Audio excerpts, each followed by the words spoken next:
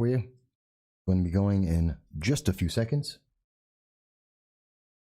And why is that not? 5, 4, 3.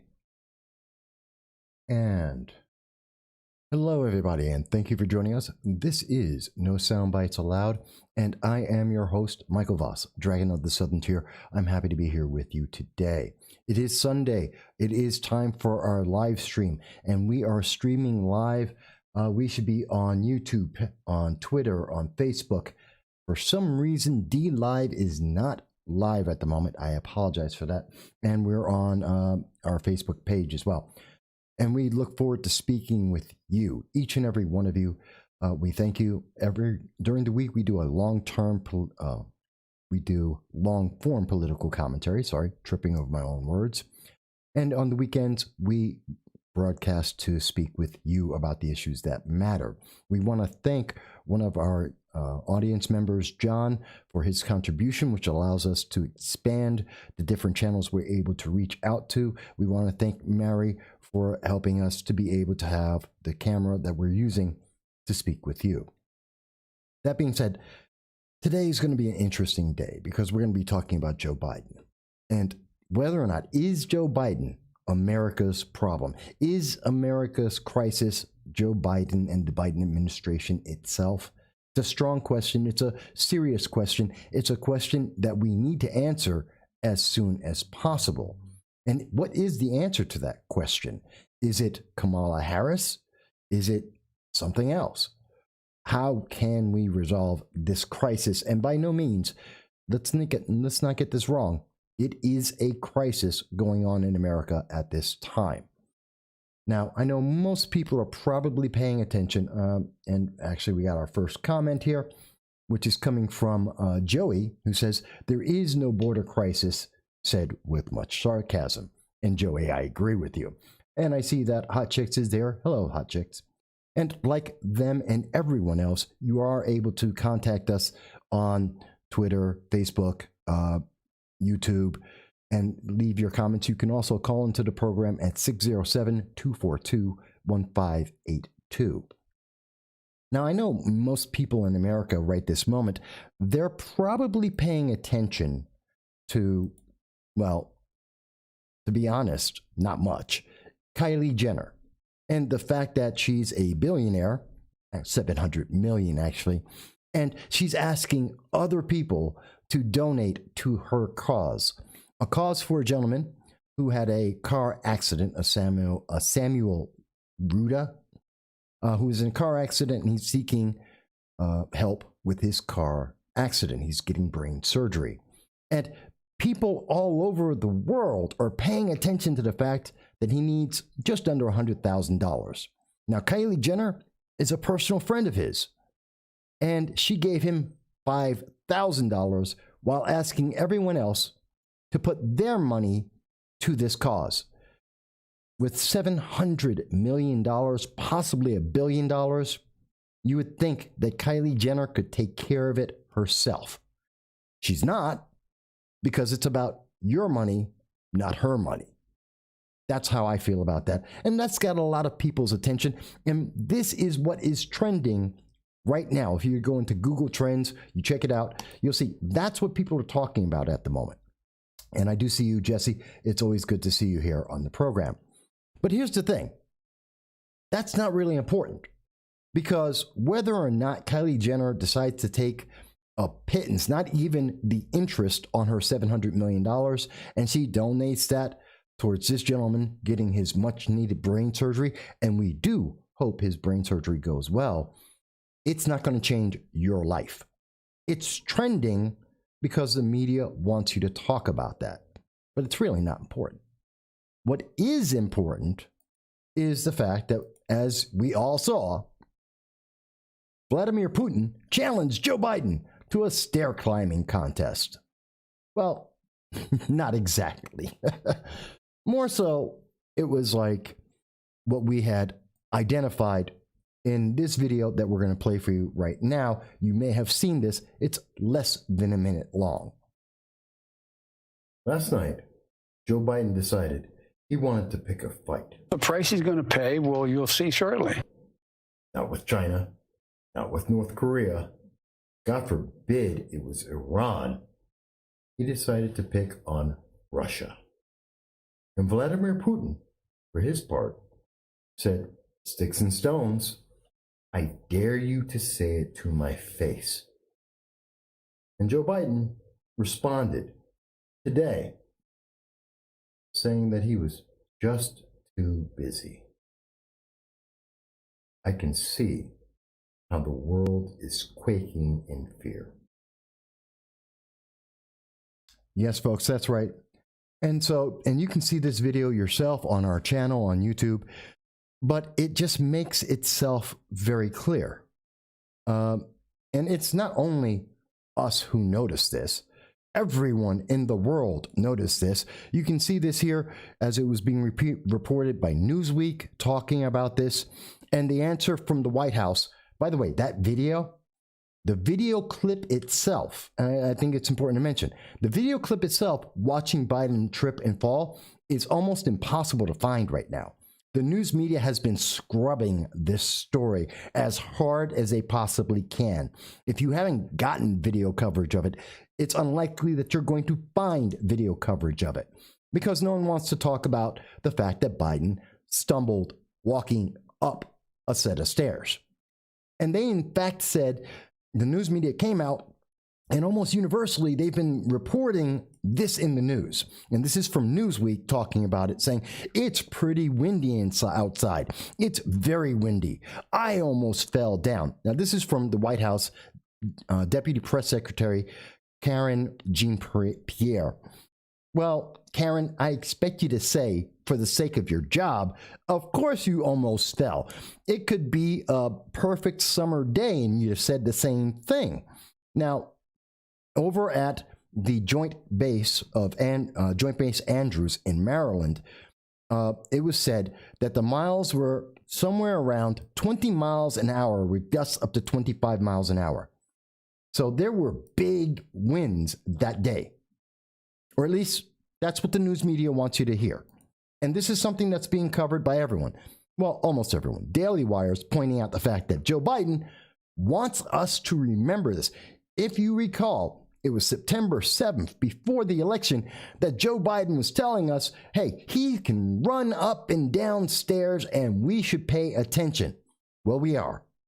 And by the way, when we pay attention, we find out that according to the National Weather Service, so it's not me, we had to look this up, the National Weather Service, Biden was tripping over a fresh breeze. That's right, he is the fresh breeze president. 19 to 24 miles an hour, exactly the wind conditions that they were saying he had to go through that knocked him off of a set of stairs. Large branches and small trees with leaves begin to sway. Crested wave levels form inland on lakes and large rivers. You don't start getting into trouble walking until you get to a near gale at 32 miles an hour. I'd even give him 25 miles an hour with a strong breeze, which makes it hard for you to use an umbrella. But he wasn't there. He was at a fresh breeze. Can you imagine that? The president was upended by a fresh breeze. And I want you to think about that because he wanted us to pay attention in September before the election and said, I should be elected because I'm so healthy. I can run up and down stairs and ramps, which is apparently not true. There goes another one on the checklist of not true. And this is important because at the time that happened, Joe Biden was playing Russian roulette with Vladimir Putin and Russia. At the same time, China was paying attention to what was going on. We have Iran paying attention to what's going on. We have the world paying attention to go. Yes, and let me be clear, and the video did show it. So I want to be clear, Hot. He did get up. He did make it all the way up the stairs by himself. He did make a sharp salute at the top of the stairs, something the news media has been very clear to emphasize, that he made a sharp salute when he got to the top of the stairs. I'm sure he was incredibly embarrassed. And like Vladimir Putin and everyone else who's been wishing him good health, we too wish him good health, and I don't want him to be hurt. At the same time, this is not a symbol of a strong president. This is not a symbol of someone who is the greatest power. Literally, he's controlling the greatest power in the world at this time. United States is not only a superpower, we are the police of the world. Whether we want to be or not, doesn't matter. We are. And Joe Biden is that figurehead. He's the guy who puts everyone else in line. And when we have strong presidents, the rest of the world calms down. The terrorists in the world hold back. People are afraid of our cowboy presidents and the power they hold. Whether you like it or not, whether you agree with it or not, the fact is, a strong president, or someone perceived to be a strong president, makes the rest of the world more peaceful. That is a fact. And yeah, I thought it was a good salute. I agree with you, Hot. It was a good salute. I'm not taking that away from him. But the fact he can't walk up the stairs is an embarrassment. Now, it's not the first time. We had President Ford, who tripped going down the stairs, made infamous by Chevy Chase on Saturday Night Live. By the way, that was a long time ago, and most people watching this right now have no idea what I'm talking about. But if you look it up, I'm sure you can find a clip of Chevy Chase doing the Saturday Night Live, making fun of President Ford for falling down a set of stairs. We've seen people take on President Trump more recently about how he was walking downstairs. I am unaware of a single president that tripped and fell going up a flight of stairs under any and all weather conditions. It just hasn't happened before. And if you are in the middle of telling the premier, the president of Russia, that he is a killer and that he is going to be held accountable, as we discussed in this video, Putin calls Biden's bluff in international Russian roulette, then you have to say, if that's supposed to be making intimidation, and we're talking about Putin. This is a guy who does active judo. He's a martial artist. He actively plays hockey, even at this moment, rides around shirtless with his on horseback, doing the breaststroke when he swims.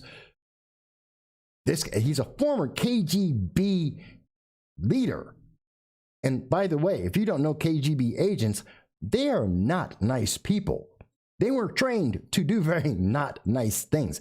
These are scary people. We're talking about the equivalent of a director of the CIA. These are people you pay attention to. And when you're telling him, and therefore his country, that they are killers and that they are going to be held responsible, that the United States is going to make them pay, you better have some big brass balls to back that up. Because that's a big move, especially in international politics. When you come out and say that, there is no walking that back. There is no walking that down. But you know what Joe Biden did? Because, as he said, he's just too busy to debate with one of the superpowers of the world. And you know who paid attention to that? You know who was paying attention? China was. And I see your comment about Myanmar. And it is an embarrassment of what's going on over there. And the United States has no response to that. But let's take a look at what did China say. China says the U.S. does not have the qualification to say it wants to speak to China from a position of strength. That's Joe Biden's administration. That's Joe Biden falling upstairs.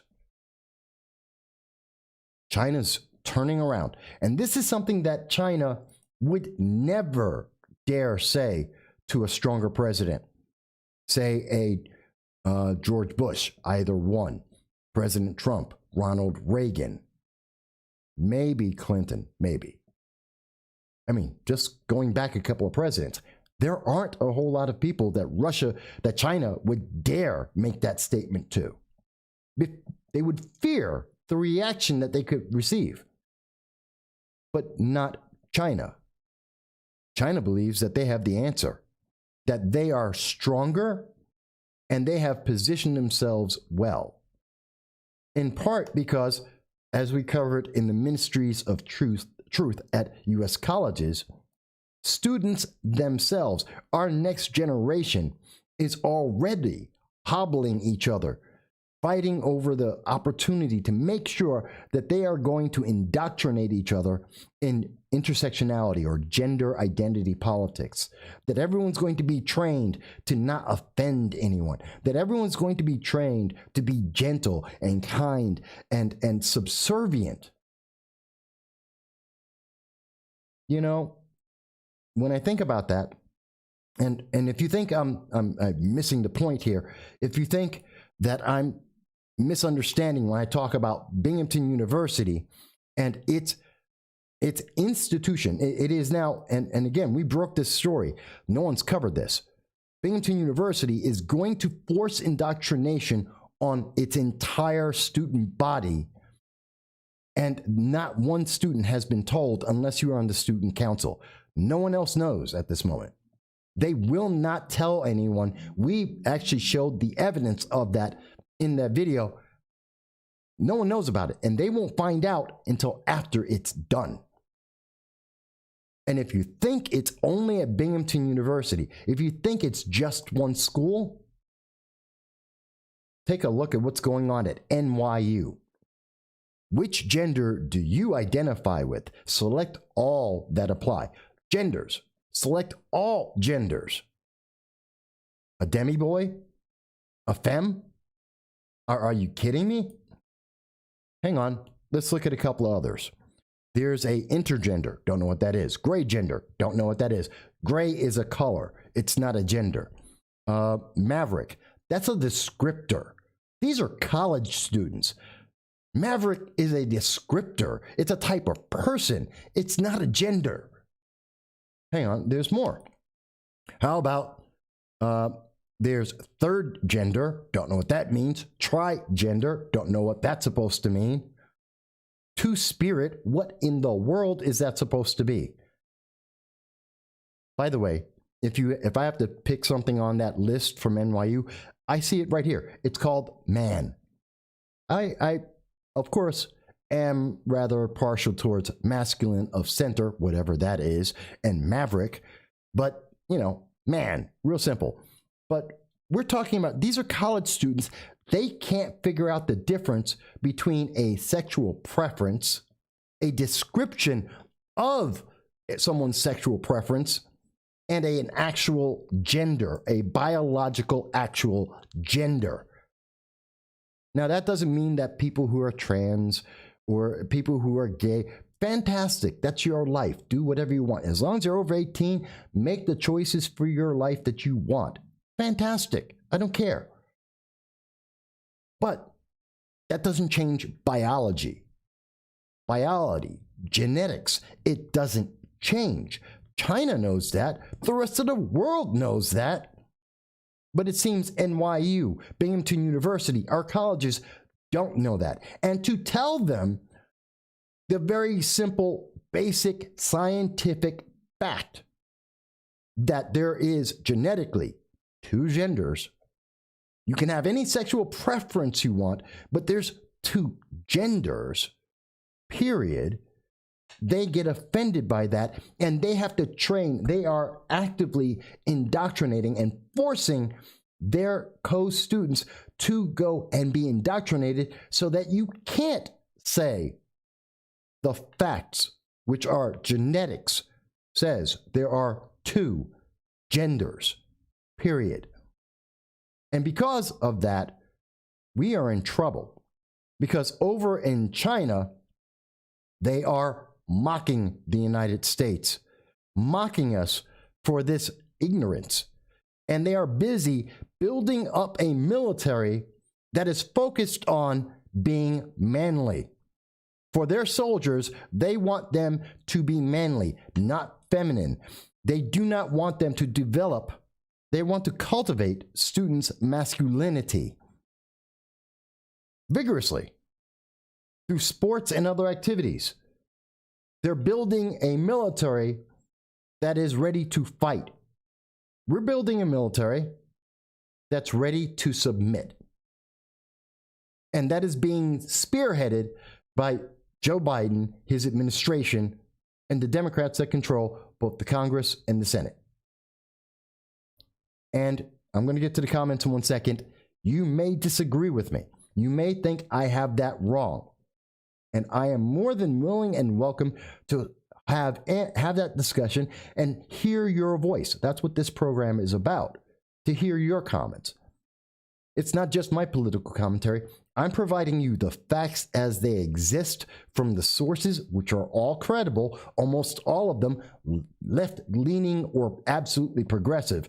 I'm looking at the objective facts. And if you think I misunderstand them, I want to hear from you to explain to me how I'm getting that wrong. Let me get to the comments. So we see that Jesse mentioned that this is insanity.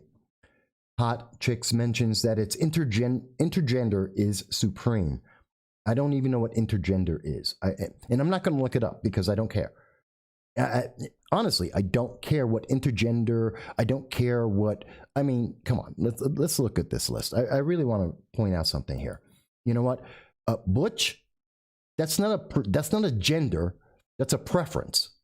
Yes, it's generally gay women who have that preference, but that's a preference, that's a lifestyle. That's not a gender. I mean, that's as simple as it gets. And these are college students. They're supposed to be educated. Our high school system has completely failed. Besides, the leadership of our president completely failed if we have students who cannot understand the difference between a sexual preference, a lifestyle, and a gender. They're not the same thing. I don't understand what's going on with that. Going on with the comments. Let me go back to the comments. So I don't know what intergender is, Hot Chicks, and I don't know if it's supreme. I could care less.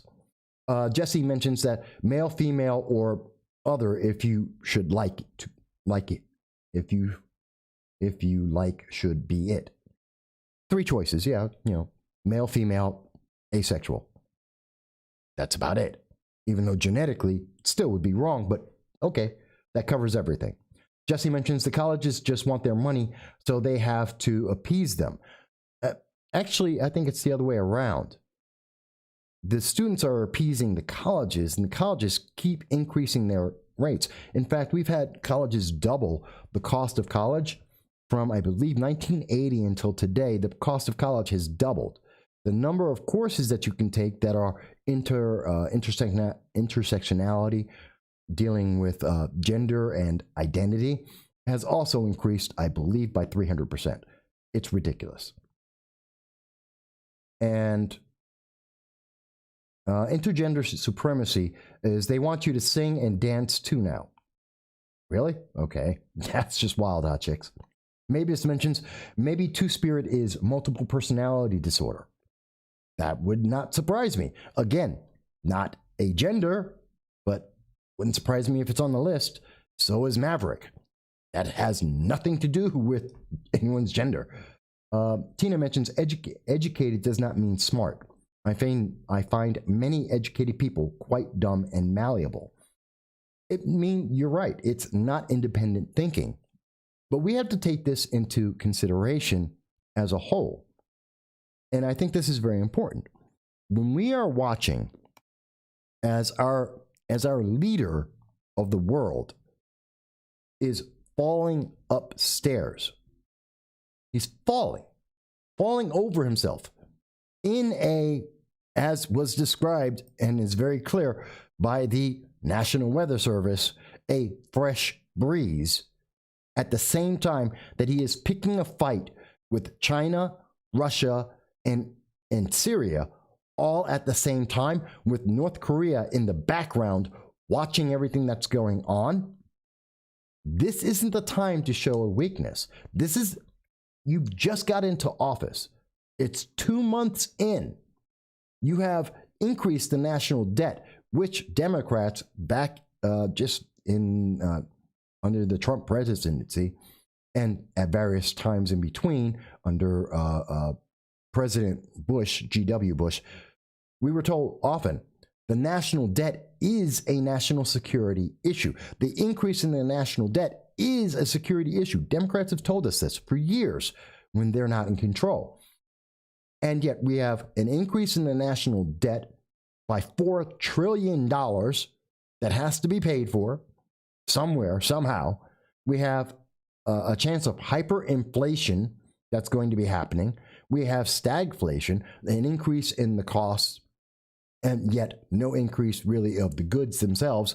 We're looking at a weakness at our border, which I'm going to be talking about in a moment, a military that's shrinking and trying to fight everywhere. We are going everywhere, and we're fighting within our own nation. I mean, let's not forget, there is an autonomous zone in Minneapolis at this moment. It is, by its definition, treasonous. They have captured U.S. territory with U.S. citizens held hostage in that territory against their will and in defiance of all of the laws of the United States.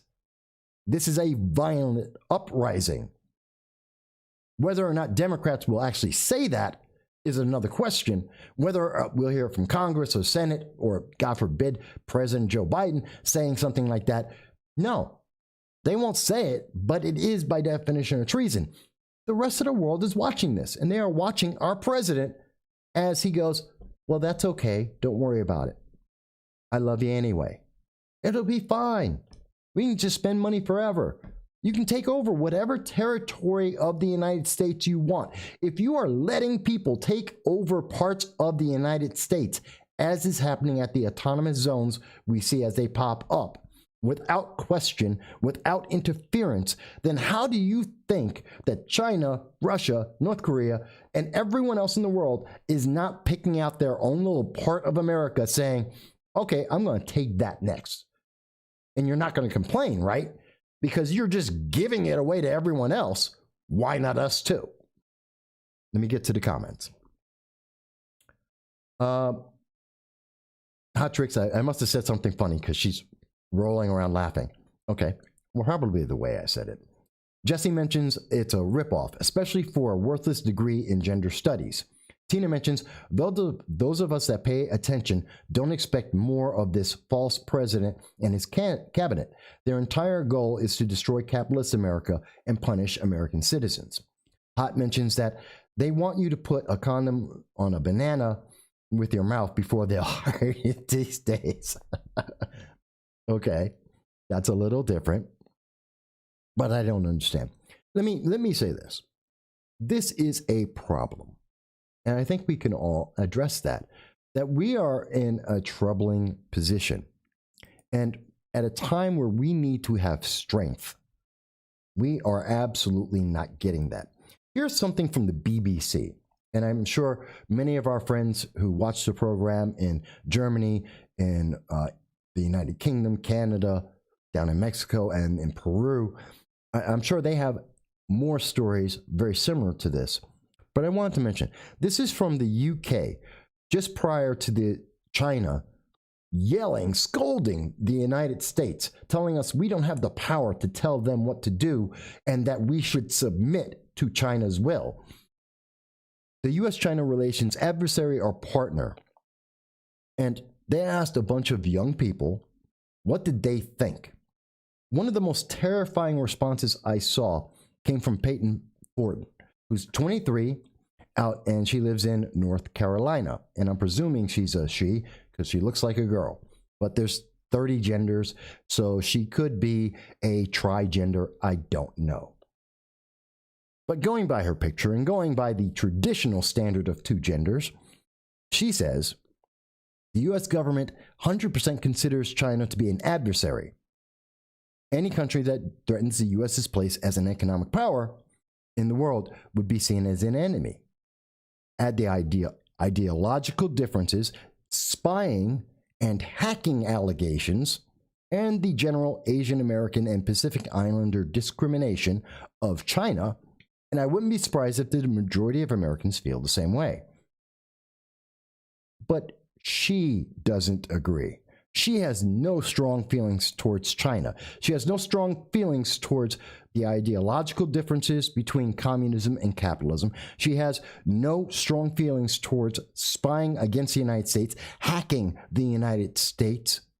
And when you're hacking stuff, you're not only taking away private information like her private information, your private information. She has no problem with that.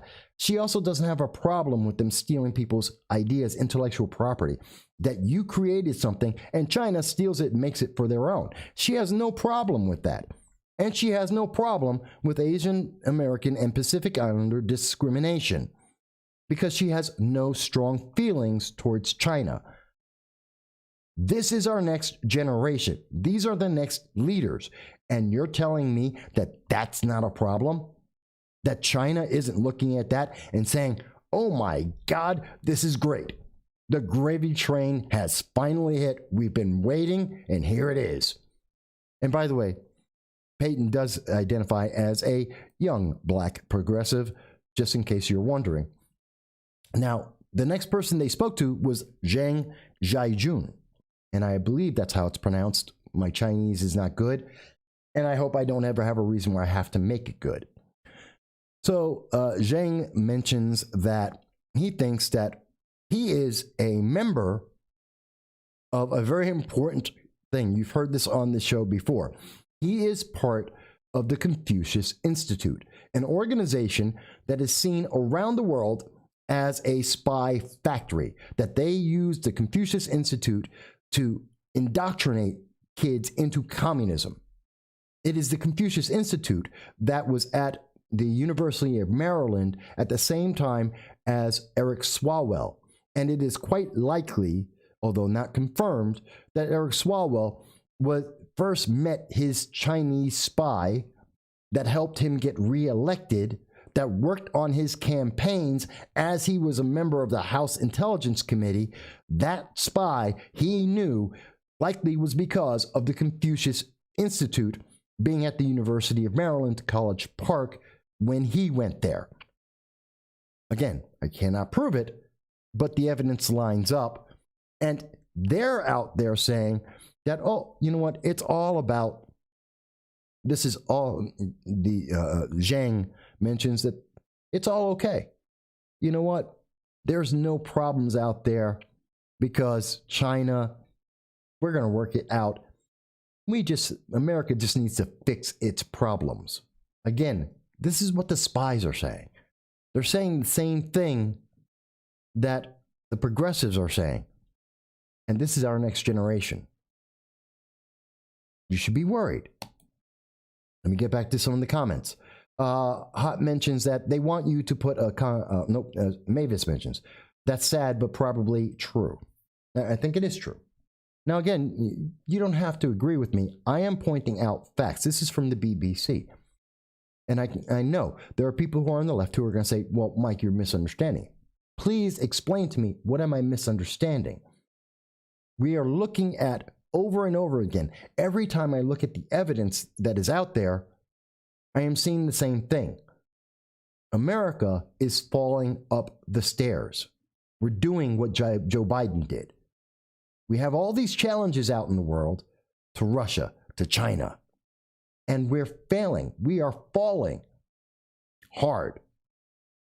And the rest of the world is watching. And they are paying attention. When Iran used its influence over global terror to kill an American and attack U.S. troops, President Biden, Joe Biden decided, hey, let's attack Syria. Does that make sense? Is that getting back at Iran somehow? He picked a fight with an entirely different country, with a different group of people. That tells me he's afraid of the fight. When Vladimir Putin says, let's get on national TV and debate, tell the world to my face on national TV, on international TV, that you think I am a killer. That's what Putin was asking for. Vladimir Putin, therefore Russia, asked the United States via Joe Biden, get on international TV with me standing next to you, and I dare you to say I am a killer. And Joe Biden says, no, I don't need to do that. That's okay. Nah, I'm busy. Some would call that cowardice. If you went that far to make the accusation in the first place, back it up. And I guarantee you, if he said, yes, I will, let's make it in April, or let's make it March. Let's do this. China would not turn around and say, the U.S. has no authority and no ability and no credibility to tell China what to do in U.S.-China relations talks. I mean, it's just that simple.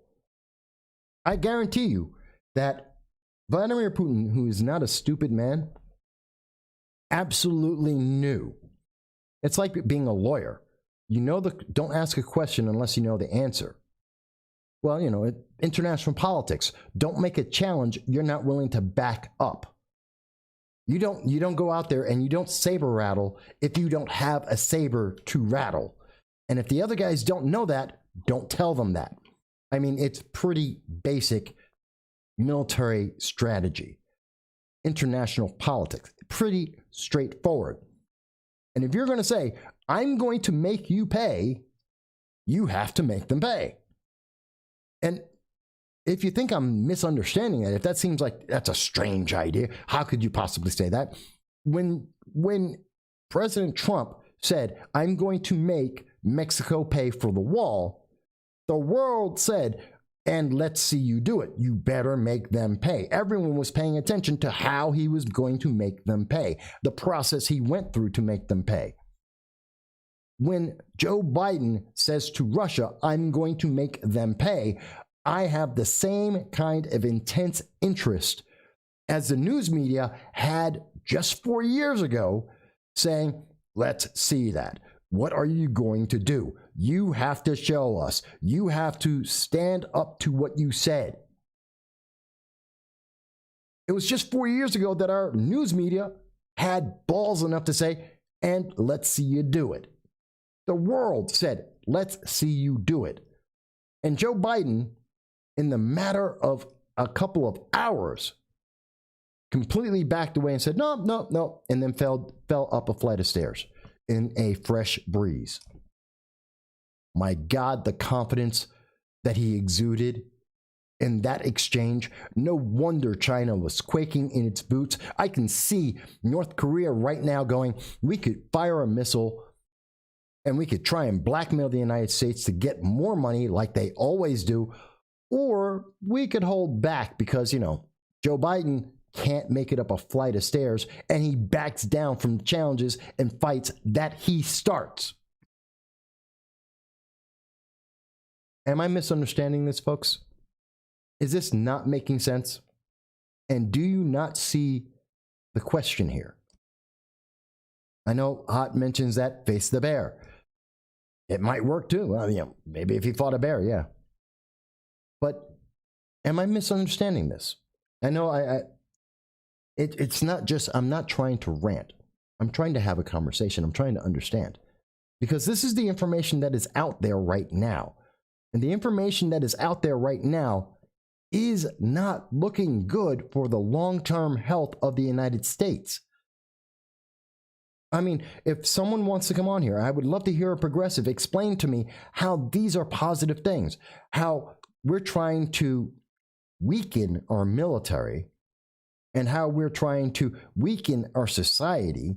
We're afraid to even hear something that may not be to our liking. You can't say something that would challenge someone because someone could possibly become offended. regardless of whether they might grow, whether they might learn, whether they might have a thick skin. You can't do it. How is that going to help us when we have a military, China, the second largest military in the world, and they are gearing up, building new warships, building new missiles, and teaching their military to be more manly, i.e., more ferocious? And you're telling me, well, yeah, we can counter that. We can counter that as we indoctrinate our students and misinform them about basic facts. Yes, I know. I've shown it on the show many times. AOC, the progressive mantra, the Democratic Socialists of America believe in the idea that you should be morally right rather than factually right. Factually, semantically, precisely correct isn't important to them. That is her quote. But I'm sorry, the rest of the world, being precisely, factually, and semantically correct is the reality. That is important, and how you feel about it is meaningless. Am I missing something, folks? Am I not understanding it? Am I getting this news wrong? Is there another source that I can pull? I've pulled from the BBC, from the Financial Times, from Newsweek. I can keep going down the list of international and national news agencies, and you will see the same information each and every time. Hot Tricks mentions it's Hillary's honor. Yeah, Hillary. Don't get me started on Hillary. But I mean, I think this is important, but it's not the only thing that's going on right now. It's not the only thing that the problem is. Now, Mavis mentions that progressives are under the delusion that people are good by nature. A lot of people believe that, or want to believe that. The history of the world doesn't live up to that statement, though, sadly. People aren't just good because they're good. If they were, we wouldn't need a law like murder. We wouldn't need laws in murder in the first degree, second degree, third degree. We wouldn't need that, because there wouldn't be murder if people were just naturally good. And by the way, I know progressives think, well, we'll just make another law, call it murder in the fourth, or murder with what is it? It's bias. It's the hate bias. So you committed a hate crime and you murdered someone. Who? Yeah, of course, yeah, you committed a hate crime. You committed murder. And so they think, well, we'll just make another law. You know what? Murder covers pretty much all of those. Saying, well, it's a hate crime too, doesn't really make a difference. Adding another law just so that you have more bureaucracy and gives a person more opportunities to get out of it doesn't make you safer. We have 22,000. Let me say it again. There are currently in the United States 22,000 gun laws. They have been in effect for roughly the last 40 years, at least. Gun crime doesn't stop. In fact, it has increased. In fact, as we have decreased the amount of police we have seen an exponential. There was a recent report in Portland that their gun crimes increased, or guns with violent crime with guns, increased by 2,000%. New York City had a 127% increase in the number of murders. And we can go to every single city. Minnesota, Minneapolis, the very same place where we have an autonomous zone where a man 3 weeks ago got shot dead and they wouldn't allow the police in to help save his life, nor have they arrested his killer, who is in that autonomous zone right this moment. They had if I remember it correctly, a 50% increase in the amount of crime that they've had since they got scaled down their police force. And in fact, now they're trying to get it back higher. These things are straightforward. But somehow we're told, don't worry. All you have to do is write another law and everyone will be okay. And all we have to do is tell Russia, China, the communists, don't be bad guys. and they'll just stop because of the goodness. I mean, this is literally the argument that's being made here, and it's ridiculous. Tina mentions that the problem is they don't care, and with the condoning of and promotion of fraudulent elections, there is nothing we can do. Rallies, letters, protests, it does not matter. And and it does not matter. And the handful of actual representatives that do care and want what is best for America have zero power now. They have their first bill up, and it's all about the legalizing of legislation of fraudulent voting. Jesse mentions that Paul Joseph Watson has stated that the people all over the world are not always good, which is very true. Yet the left says differently.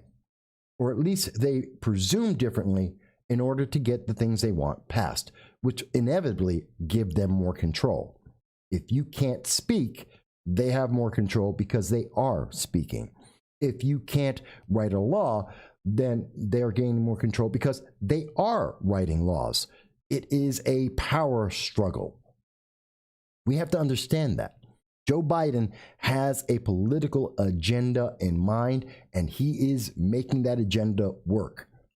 And that agenda isn't necessarily in the long-term benefit of the United States, nor, I would argue, in the short term. Hot mentions murder your own kind. That is black-on-black crime, which we can't talk about because that's offensive to someone. Because, even though there are over 6,000, I believe it's 6,300 black-on-black murders every year, most of them with a weapon, almost always because of gang violence, and that's usually with drug offenses as well. We don't talk about that. We can't talk about that. And yes, Tina, all crime is hateful, but let's call it out for what it is. And if one of the major problems of gun violence is gang violence, then we need to be addressing gangs, and we should be passing laws that address and deal with gangs. And it happens to be, if it's black on black violence, we need to investigate and find out why is it one group of black people are killing another group of black people. Almost always it's because of gangs and drugs, but let's confirm that. Let's look at that. Let's write laws about that. Instead, we have things like the red flag law that takes away your kids because someone said you might have a gun, you might be dangerous, and by the way, you don't get to go to court, you don't get to defend yourself, you get punished, and then you get to try and prove yourself innocent, which is a bastardization of the Constitution, of your 4th, your 5th, your 10th, your 14th Amendment rights. It's insane. And you may think I'm wrong, and that's perfectly fine, but I don't think I'm wrong. I really wish D-Live was live right now. I don't know why it isn't. I want to help have them join us with this. But this is some crazy, crazy things. And at the same time, we're seeing, and remember, what we're talking about right now is this Joe Biden was trying to show his strength. When he decided that he wanted to tell Putin that when he decided to tell Putin that the United States is going to make him pay, he wanted to show some strength. At the same time, in Congress is now opening up our southern border. At this moment, they are trying to give money. Americans, everyone in America or most everyone in America just received a $1,400 check if you make less than $80,000. Democrats actively voted to make sure that illegal aliens, people who are not United States citizens, people who have broken the law willfully and continue to evade prosecution from the law, they are included in getting those checks. And the very same Democrats that voted to give your money, your taxes, that $1.9 trillion in debt, they are also saying, well, we should give them a path to citizenship. We should make them free. Let's open up our border. Mind you, this isn't a crisis. If we look up, and by the way, that bill was HR what was that? HR 6, just so you can read it for yourself. And again, at the bottom, at the end of the show, you will see links to everything we're going over so you can make up your own mind and make your own determination. And I don't usually show Fox News links here, but there is the Biden response to the border crisis. It isn't incompetence that's going on right now. This is on purpose. According to the acting director of Immigration and Customs Enforcement, otherwise known as ICE, Tom Homan, mentioned that the Biden administration is still trying to blame President Trump for what's going on the border right now. They're ignoring the fact that, and I don't care if you love or hate President Trump, you cannot deny the fact that he gave the most secure border in my career, which is almost 35 years. I spent my entire career on border enforcement, immigration enforcement, and President Trump got it right. He had unprecedented success at the border. Well, that sounds like a pretty strong statement there. That on one hand, we have the Congress, which is currently controlled by Democrats under Nancy Pelosi. We have the Senate, which is controlled by Democrats under New York Senator Schumer, and President Biden. All of them are geared up right now, and they are trying actively to open up the border to invite people in to become Americans. And they are shocked that the response has been since January 20th. Now, keep this in mind. It's been 2 months. January 20th, the response has been a flood of immigrants at our southern border. We are overwhelming the system. In February, we had 6,000 children by themselves being brought by slave traders, sex traders, coyotes, and drug mules. They're being sent over to the border, and parents are sending them by themselves, which would be, in the United States, normally we would consider that to be abuse of a child, sending them on a hundreds, if not thousands of miles trip to a foreign land where they don't speak the language so that someone might take care of your kid. And they'll probably live a better life, given. And they're doing this trip, and they're saying, oh, we're going to take care of all these kids. We're not like the prior president. We are a great, wide open country, and we take in everyone. And we give them $1,400 checks. We make them citizens, even as they break our laws. And then they're surprised, hey, everyone's sending their kids. This is amazing. And they're like, oh, wait. They're like, don't worry, though. This is not a crisis. According to Homeland Security Secretary Alejandro Mayorkas, we established 3 new facilities this week. We are working on a system from the beginning to end. We are working around the clock 24/7. We have dealt with surges in the past, and the men and women of the Department of Homeland Security will succeed. Now, he's kind of leaving out a couple of minor details here. That we knew this was going to happen. That they invited them, much like Obama did to children under his, I believe that was in 2014, right after the DACA was passed. We had a flood of children. Guess what? We're having another flood of children. And we got 6,000 that showed up at our southern border in February.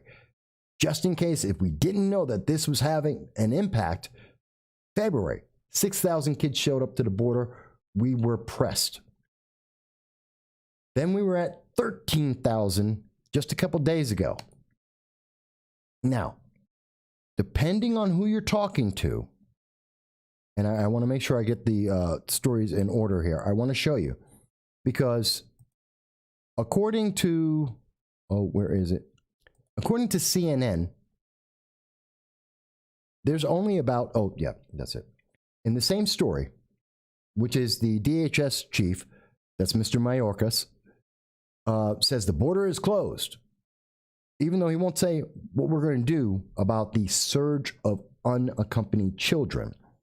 And he mentions, and CNN mentions in this story, as of Saturday, there were more than 5,000 unaccompanied children. And that's up from 4,500. It only increased by 500 kids. And then you go to CBS. U.S. races to find bed space for migrant, which means illegal alien, children, as a number of illegal alien minors that are unaccompanied in government hits 15,500. CNN is telling you it's 5,000. They said more than 5,000. Yeah, 15,500 is a lot more than just 5,000. This is how bad our government has become. We have one end of our news media. Our news media is trying to cover this so badly. They are trying to change the story from this being a crisis that they are lying, and they're lying so fast, our news media can't keep up. CNN yesterday said it's, well, there's more than 5,000 kids. And today CBS says, hey, it's actually 15,500. Oh, we weren't supposed to tell the people that? That's terrifying to me. That's upsetting to me. And the fact that we're saying, oh, well, this is a crisis. I'm telling you, it's a crisis. When we have 15,000 kids that we don't know where to put them, that we are putting them in old oil field offices, and they're sleeping on the floor. They get to shower once per week. When we're doing that, and we have these kids filling the cages that Obama built, then yeah, I think it's a crisis. And more are on the way. More of them are coming. Because you may say, well, the border is closed. Not to the children, it isn't. It's in the report. Even CNN can't hide that. It's in, the kids are still coming. The border's closed, but not to them. And again, if we have a border that is wide open and we're just letting people run on through at the same time that we have autonomous zones in our country with people flaunting our laws, how do we expect Russia, China, North Korea, Iran, and the rest of the bad people in the world to care what we say, because that's not what we do? Am I misunderstanding this? I mean, please, people, tell me. Tell me if I'm not understanding what is going on. Mavis mentions, don't know how you blame Trump when they're all wearing Biden t-shirts. Yes, there is news coverage of them wearing the Biden-Harris t-shirt because they didn't show up in the last presidency. They didn't show up when we had a president who showed strength and said, you don't get to come in. The border is not open, and put up a wall. Jesse mentioned 6,000 is the real number, 6 times more than last year. No, Jesse, the number is 15,500. It is now 6,000 was in February. It is now March, only 2-3 weeks in, and it is now double. And that number looks to go higher. Because we're giving out $1,400 checks, and I guarantee you, the people, if you have a child, if you live in Ecuador, if you live in Venezuela, the new socialist nation that bankrupted its country, that has its people eating out of garbage cans, that they are killing their own people, according to the New York Times, over 5,000 of their people. If you are Venezuela and you are in there and you have a child, you as a parent read the news and it says that Americans are giving $1,400 checks, and they are not going to, they are going to include illegal aliens in that, and their border is open to kids. Gee, I could have my kid eat out of a garbage can, possibly be killed by the Venezuelan socialist government, or I could send my kid to America where everything is better. The prisons are better. The prisons are better life than living in Venezuela, scrambling to try and get food to feed yourself and avoid being shot to death by the Venezuelan government, you can go to America and get a check for $1,400 just because you're there. You're going to get a medical checkup and be taken care of by the hospitals for free because you showed up at the border. And the kids get in. Is that a really hard, difficult kind of conversation to have? Is that really a bad choice? How many parents would say, no, I would prefer to have my kids stay here so that they can eat out of the garbage cans and possibly be shot by the government? Is there a parent who is watching this right now that will tell me, oh, Mike, I prefer that. I want my kid to get shot by the government. I want my kid to eat out of garbage. Who would do that to their kid? No one. No one would do that to their kid. So are we surprised that when Democrats are saying these things, and we have shown you the bills in several of the videos we've done on this program. I'm showing you the information right now that's coming from CNN, MSNBC, CBS, ABC, BBC. I'm giving you the sources. Most of them are super left leaning. So you can't tell me that, oh, I'm just looking at right wing stuff. This is the left. The information is credible. And just like the question about what gender are you, we have the question of, is this happening? And you cannot, we have the Biden administration saying, don't worry about it. Don't pay attention. It's okay. There is no crisis. We're just sending every volunteer we have that works at Department of Homeland Security. We're just sending all the teams from the Department of Homeland Security and ICE down to the border. By the way, we also sent the Federal Emergency Management Agency that only deals with emergencies and disasters. That's their only job. We sent FEMA to the border as well. But by the way, it's not a crisis. It's not a crisis that children are taking turns to sleep on the floor. They're not getting enough food, and they can only shower once per week, according to CNN and CBS and every other news agency that you could possibly look at throughout all of this if you are interested. Children packed into Border Patrol tent for days on end, March 13th. Lawyers interviewed more than a dozen children Thursday in Donna, Texas, where the Border Patrol is holding more than 1,000 people. Some of the youths told the lawyers that they have been at the facility for a week or longer, despite the agency's 3-day limit for detaining children. Many said that they haven't been allowed to phone their parents or other relatives who may be wondering where they are. Despite concerns about the coronavirus, the children are kept so closely together that they can touch the person next to them. Some have been waiting 5 days or more to shower, and there isn't always soap available. Does that sound like a casual, wonderful vacation? Or does that sound like a crisis? Does that sound like a problem? By the way, you cannot go out. If you live in New York State, you cannot go out to a restaurant after 11 o'clock. They're closed. Coronavirus is active after 11 o'clock. You must socially distance if you're trying to get on a bus. If you're getting on a bus, you're at public services, you're in a restaurant, you're going to the store, you must socially distance. You must wear a mask. The kids on the border don't. Because somehow the CDC has decided that they can stop the COVID regulations that everyone else has to go by, except for those kids at the border that are living in overcrowded conditions, that can't shower and are hungry.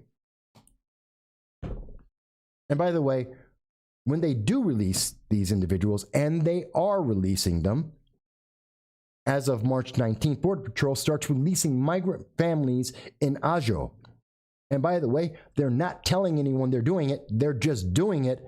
They're not warning anyone. They're releasing them. There's 28 migrants in Ajo that were released. By the way, they weren't the only ones, because the Border Patrol in the Rio Grande Valley are considering releasing their illegal immigrants as of today. That they just don't have the room.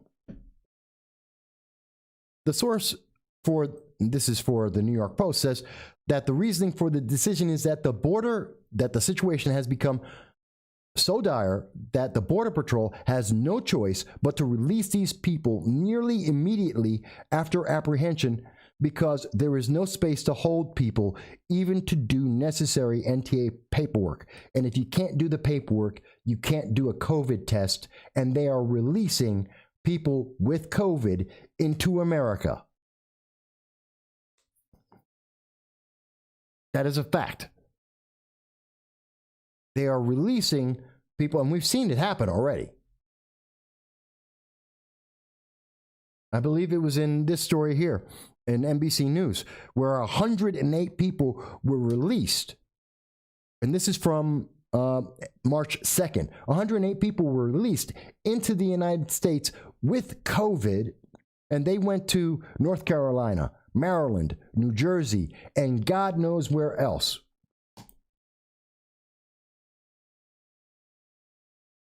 This is from NBC News. Tell me I'm making it up. Tell me it's a right-wing conspiracy, as I'm quoting NBC News.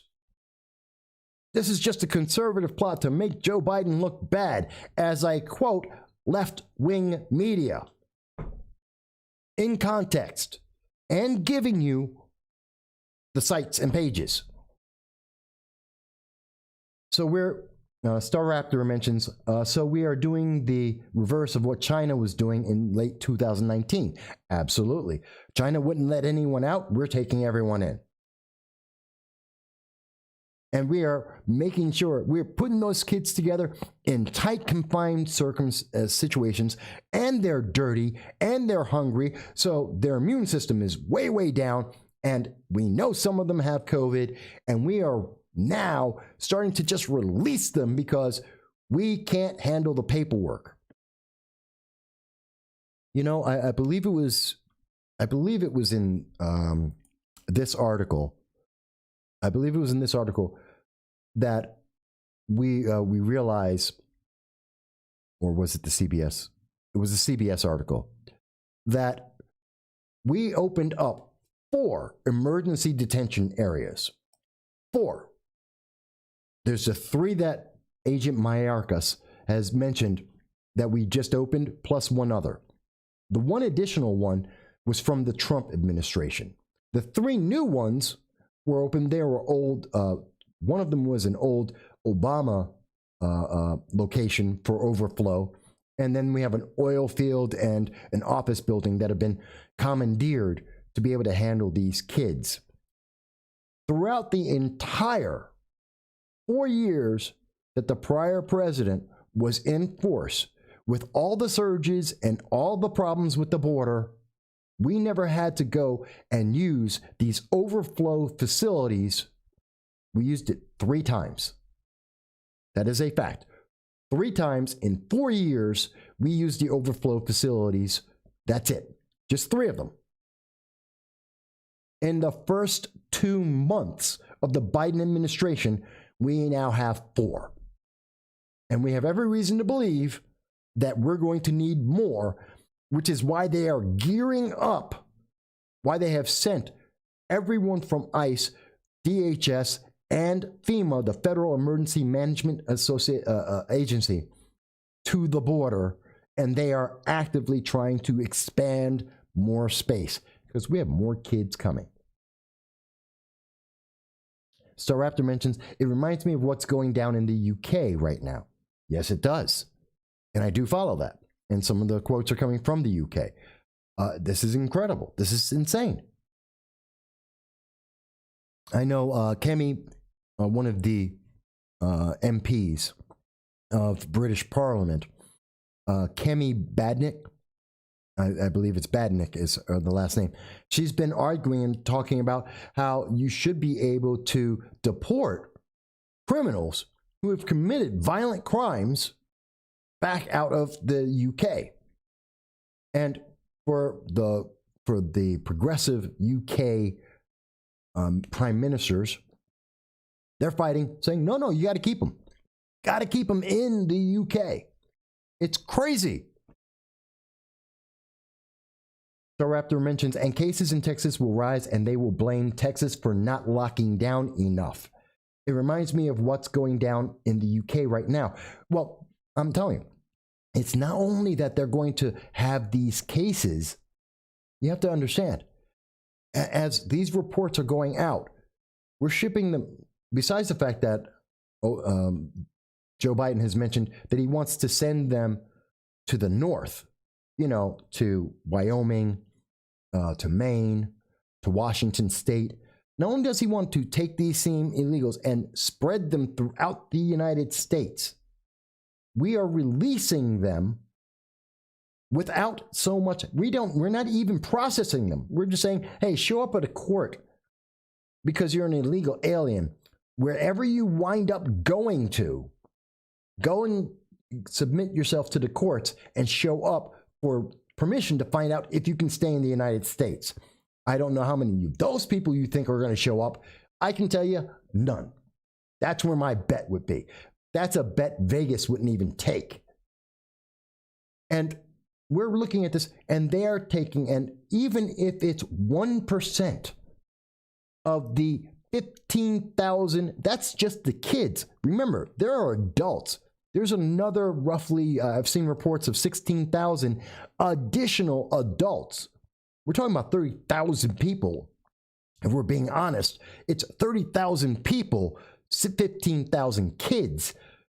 So if even 1% of them are going out, and they're going to California, New York, New Jersey, North Carolina, they're going to Illinois, the strongholds of the Democratic Party, how many other kids are being infected? How many other people along the way are being infected? And I just showed you the reports that they are being released almost immediately in, this is in Arizona, in Ajo, and also that they're being released in the Rio Grande, that's Texas, and God knows how many other places.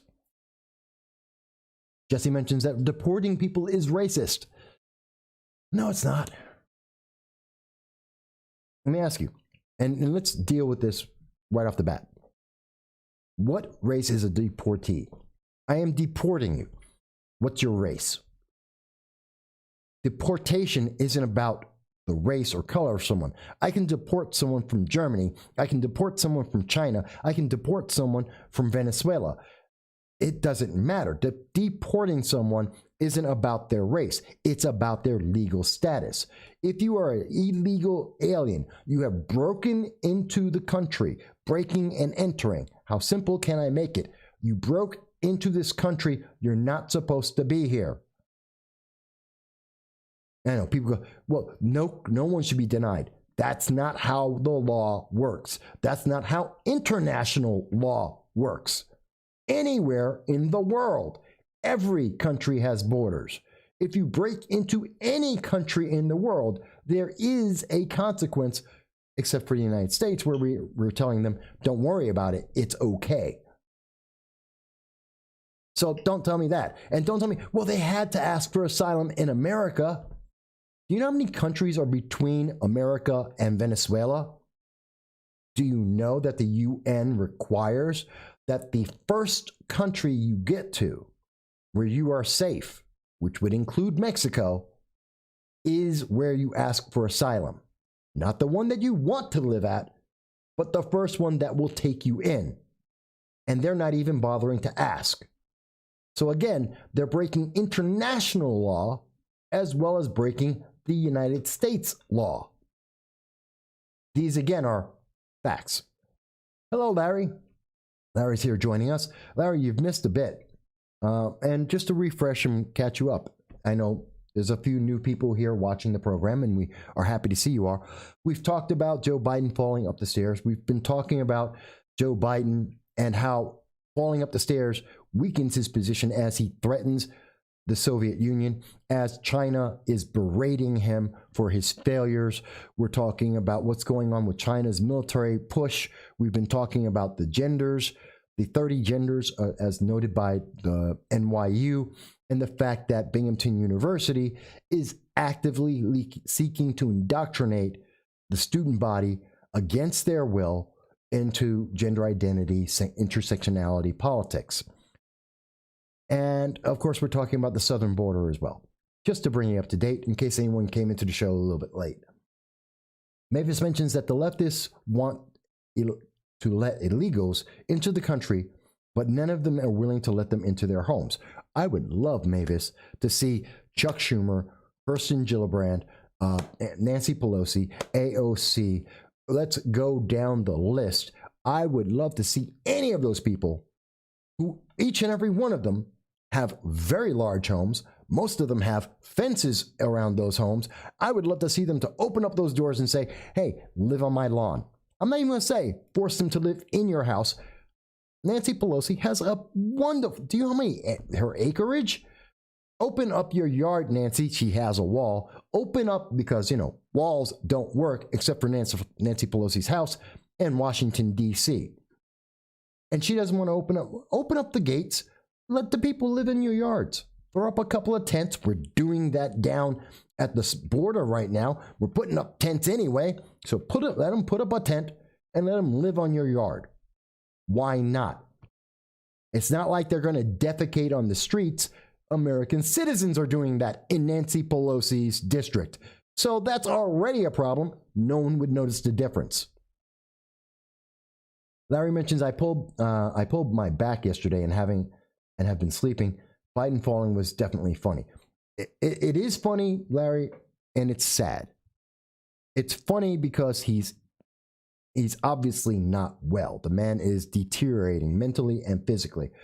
So, I mean, it's like watching someone fall on ice. You laugh and then you go, are you okay? The problem is it doesn't end at that, because he is supposed to represent the strongest nation in the world. He is busy trying to threaten other nations in the world, and they're looking at him going, you can't even make it up a set of stairs. I don't really believe you. Luna has joined us. Hello, Luna. She mentions a lot of this stuff is also connected to human trafficking. They got their supply back. Yes, I was going to bring that up, and you're absolutely correct, Luna, that we're looking, when these 15,000 kids are coming up, we don't know where those kids are supposed to be going. We know that they're being led by coyotes. We know that there are drug dealers that are sending them up. They're being obviously indoctrinated into gangs. This is a problem, and we don't know that the person they're calling up, we don't know that that's a member of their family who, by the way, also more often than not, the majority of the time, is someone who's also in the United States illegally. So they're not very keen on taking a call from the U.S. government to say, oh yeah, I'm here for that illegal child. Oh yeah, I'm an illegal alien too. They're not that happy to let people know about that. And we don't know that that's exactly who they're going to. They could be going to a sex trader, a child sex promoter. This is the problem, and we're just releasing them. This is a major problem, except for the Biden administration, and except if you're on CNN or NBC or MSNBC or CNBC or CBS, ABC, they won't say those words because you can't say that. You just can't say that because it's not a crisis until Joe Biden says it's a crisis, because he gets to decide that. You are not smart enough to decide that. No matter how many members of FEMA we send down to the border, no matter how many kids we have sleeping on the floor that can't shower, you can't say that. They'll tell you when it is, because you're just not smart enough to understand that. That's what the media is saying. Luna mentions that leftists don't understand a good portion of Mexico is controlled by cartels. They don't want to. Everyone does understand that if you actually look at the news and you read any of the newspapers from around the world, they just don't want to talk about it. Tina mentions that if you believe these illegals should be here, then have them live with and be supported by you, or better yet, sponsor them. That makes you personally and financially responsible for them. And some people do, to be fair, Tina, some people do exactly that, which I'm all for. That's fantastic. It's a great thing. And there are some very giving people in the world. It is absolutely the least that you could do. But that doesn't take away the fact they are here illegally. And I truly believe the answer is, and we deport you. If you're seeking asylum, file for asylum. When the overwhelming majority fail, 80 to 90% will fail asylum because they broke international law as well as the United States law and they don't qualify. Go back to your own country and fix it. It's not my responsibility to fix your life. By the way, no one's fixing my life. I could live better. I'm not a millionaire. I'm not Kim Kardashian. I'm not Joe Biden. I don't have his wealth either. We all could live a little bit better. I don't see Joe Biden going out there and saying, hey, let's take someone else's money and give it to you. And he shouldn't. No one should do that. Why are we doing it for other countries? Seriously. And Joe Biden's answer, by the way, for all of this is the United States will pay South America, various countries in South America, and pay to have their governments improve. In other words, he's going to bribe Venezuela for Venezuela to keep its people in its country, which is about not only stupid, but it's kind of a crime. But he's going to pay Venezuela to keep the people in Venezuela. And the only way Venezuela knows how to keep its people in Venezuela is because they got a gun pointing at their heads. That's not a healthy thing to do.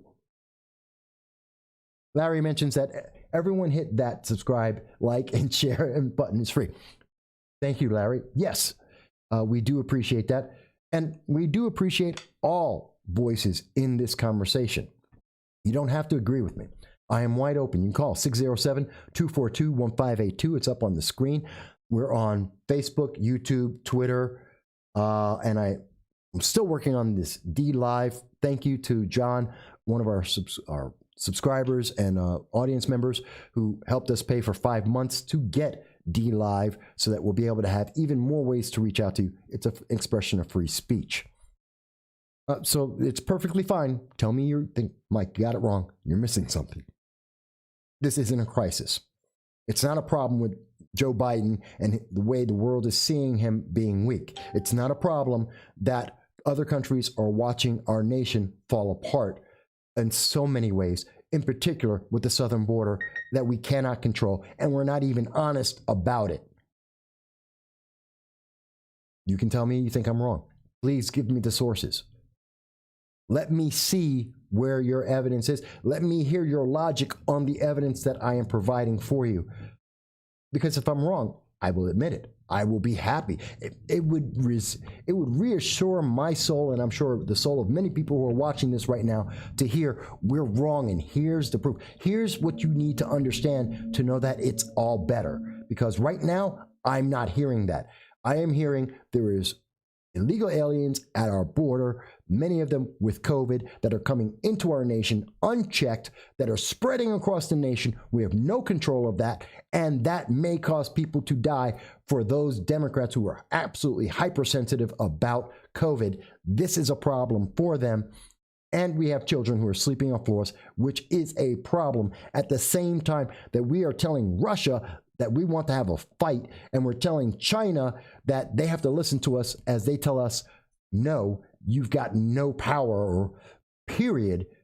And Iran is busy killing Americans as America retaliates against Syria, a country that has nothing to do with that. I'm coming back to some of the comments here. So Tina mentions replying, sponsoring them as part of my legal immigration. is part of legal immigration. My point is that all these people wanting open borders are not willing to actually care or help them directly, which is a consistent problem. And I'm not kidding. You know, I would stand up and cheer and be the biggest champion if Nancy Pelosi, Chuck Schumer, Kirsten Gillibrand, all these members who are absolutely saying we've got to open up our border, that these have to become citizens, that it's okay that they're crossing our border with COVID. If they opened up their palaces and let these people live in tents on their yards and fed them, I would be the first one to stand up and say, all the power to them. I support them doing that. Yes, this is what I want to see. I'll be happy to do that. Instead, they're taking the Kim Kardashian point of view of, hey, it's your money, use your money, not me. I'm going to tell you what to do, but you have to pay for it. And I have a problem with that. Anne mentions, our country is becoming a joke overnight. Open borders, killing jobs, becoming a laughingstock to China and Russia and Iran, falling so far fast from the prior president, Trump. And honestly, it's been 2 months. I've been doing this for 15 years. Folks, I'm being serious. 15 years I've been doing political commentary. I've been on YouTube for 10 years in a row. I've written over 2 million words in articles. And I can tell you that I cannot recall another presidency that had these many problems in this little time. We're talking 60 days. I believe we've just hit 61 days that he has been president. And already we have a laundry list of problems. The world has become less peaceful. We are more likely to be in a war with several nations at the same time, as our borders are wide open, our debt is skyrocketing, our jobs are plummeting, and the burden of taxes is increasing. And then on top of all of that, and we have a pandemic. I've never seen, take out the pandemic and just look at the rest of that stuff. I have never seen a president do all of that wrong back to back. And he doesn't even realize half the time that he's president. How many times has he called Kamala Harris president? How many times has he made it very clear that when he was running for elected office, he was told, this is my conjecture, it is completely conjecture, but I believe he was told while he was out in his basement, supposedly on the campaign trail in his basement, that he was told, don't worry, if you can make it 3 months to 2 years, then you can retire and Kamala will take over for you. You don't have to make it all the way through the 4 years. You don't have to come out in front of the public. You don't have to answer questions. You don't have to do anything. Just sign the papers that we're going to put in front of you. Smile a couple times. We'll have some very short conversations, and that's it. I mean, he already broke a 100-year-old tradition of speaking to the nation within the first 30 days of him being in office. He broke it. For what reason? There is no good reason why Joe Biden couldn't get in front of the nation before 30 days were up.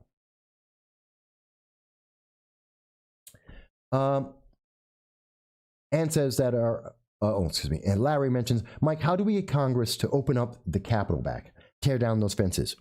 Larry, I'm very happy you mentioned that. Most people don't realize we have spent to date more than $150 million. Let me say this again.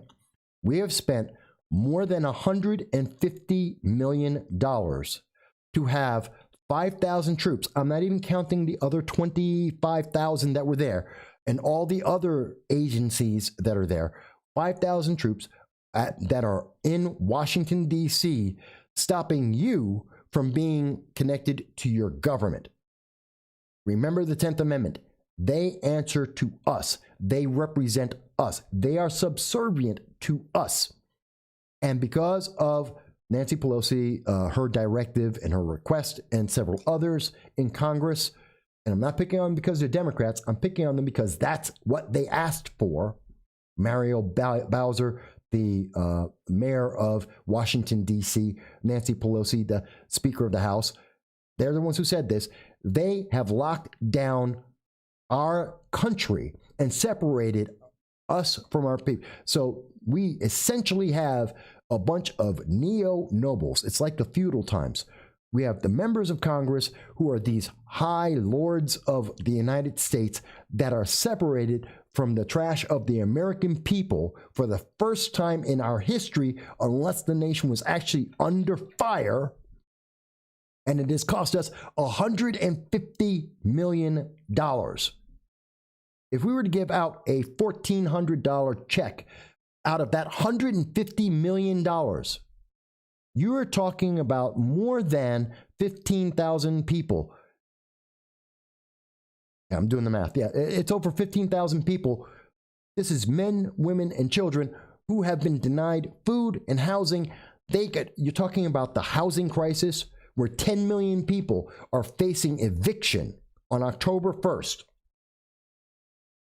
Most of those people owe $1,200 on average in the United States.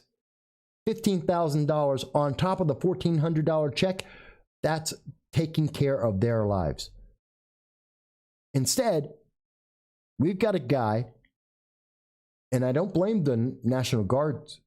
They volunteered. They didn't know where they were going to be assigned. I don't blame them. But they're standing at our nation, separating us from our government. And what's the reason? Why? Because someone might complain? I didn't hear anyone stopping when BLM was running through Washington, D.C. throughout 2020 several times, destroying property. I didn't hear a single person say, and we need a National Guard to stop them. No one ever said that. Why? Why do we need that? You want to say we want to make sure Congress is safe? You can do that without putting up a fence, without having 5,000 troops armed and separating the public from their government. We don't need to do that. We don't need to waste our money this way. Again, this is a Biden administration that seems to be more concerned about separating himself from the public, has no clue what's going on with the average person. He gets in office and immediately puts 11,000 people out of work, which means we're talking about more than that, because every one of those workers has, they go out and they go to the grocery store, they go to the movies, they go and buy things. They go to a bar or a restaurant, they eat food, they get drinks, and everybody else who is connected to those people, they just lost money too. Businesses went out. We're talking about many businesses were affected by this, not just those 11,000 people. He has no connection with that. He says, well, oops, don't worry, they'll get other jobs. From where? Who's going to give them their other jobs? And you think a $1,400 check's going to help that? Again, folks, you can still tell me at any point, tell me I'm wrong. If there's someone on the left that thinks that I am misunderstanding, that I am not understanding these conclusions, because I know the news media is not telling you this, and they are not going, and here's all the facts. By the way, that leads me to this conclusion. You are not hearing that from the news media. They have 1.5 minutes. If you're lucky, you get 3 minutes of them trying to explain to you what's going on in this world. And even when they do that, they're not doing it well, because as we see, and as I have shown you, you have CBS telling us that there's 15,000 children that are sitting in cramped spaces, basically in cages built by Obama. And we have on the same day CNN telling us it's 5,000 kids. All right. So the media itself is lying to you. They don't want you to know. So it's very upsetting to me. It's incredibly upsetting to me. And by the way, if you were wondering when I said the Democrats had said that they did not, again, another source. This was on March 17th. There was a bill. It could have said, if you're coming into America illegally and you want to come into America, even with an open border, get tested for COVID. You have to get tested for COVID first. And they voted against it. There are sources on this, folks. The news media is not telling you about that, but it's there. By the way, if you really want to know, here's the link. And I know no one ever tells you the name of the bill, how to see it, where's the link for it. The bill is H.R. 1897 to require a diagnostic test for COVID-19 for an inadmissible alien released into the custody of the United States and Border Patrol and Customs Enforcement. So you can look it up for yourself. These are the things that are not being supported. These are the things that are not going through. So it scares me. But that's not the only thing that we can talk about. There is another bill. And by the way, I've been talking about Democrats, and there are several things that the Democratic Party and some of their Democratic leadership have done that I'm upset with. But they're not the only ones. Let's be very clear. Our Congress, our Senate, they are not, even though they are controlled right now by the Democratic Party, and that is a big source of some of the problems and the tone deafness of our government, they're not the only ones. There are Republicans who are making mistakes too, who have just as big a problem and just as big as an issue. And this is something that's coming up right now because Joe Biden is very much against guns, firearms, the Second Amendment. And they are trying to defeat that. And one of the problems I have right now is we have, Marco Rubio. You love him, you hate him. You may have different feelings about him. But Marco Rubio is challenging, and he has Tom Reed backing him up, and also Senator King and, Representative King and Scott. They're out there, and they're trying to push through S-292, the Extreme Risk Protection Order and Violence Prevention Act of 2021. Folks, I have spent about as much time as just about anyone in this nation researching and understanding every study that has been done on red flag laws, every single state that has had a law, and speaking to the administrations and the responsible parties in Connecticut, Indiana, New York State. I constantly have sent out letters to these individuals. I have written an 8-page, 8,000-word report on this. I have looked at the studies by Indiana and Duke University. I'm as well versed on red flag legislation as just about anybody in this nation, and I will guarantee you better than most members of Congress. Absolutely, because I've talked to them and they don't know the law as well as I have just been explaining it to you. And I've been doing this for 2.5, 3 years now, talking about this. Red flag laws, also known as extreme risk protection orders, as well as known as ERPOs, are absolutely the worst thing that could possibly happen to an American citizen. They are, without doubt and without question, unconstitutional. They absolutely violate your 4th, your 5th, your 10th, your 14th Amendment rights. There is no due process. And you can look up, I think it's one of the fact checkers, and they'll say, no, there's plenty of due process. It's false. That's not true. Read the bloody laws. I have all of them, state after state. I've read the bill by Senator Rubio, Marco Rubio. And it violates your due process rights. It violates several amendments. It is a danger to you. That is a fact. And they'll tell you, oh, no, you just don't understand. I read the bill. And almost every time that I have seen a fact check on this, they don't actually look at the bill, they don't look at the laws, and they don't tell you what's actually been said. They tell you what they think is being said. They tell you how they feel about what's being said, but they aren't telling you this is what it is saying. And they do not point you to the bill. I am pointing you to the bill. S-292. And it is somewhat lengthy, but it is not a terrible read. You can get through this in about a half an hour. And I do advise you, please do, so that you know what's going on in your government. And I like Marco Rubio, and I hate this bill. It is not in favor of the Second Amendment. It is not to protect you.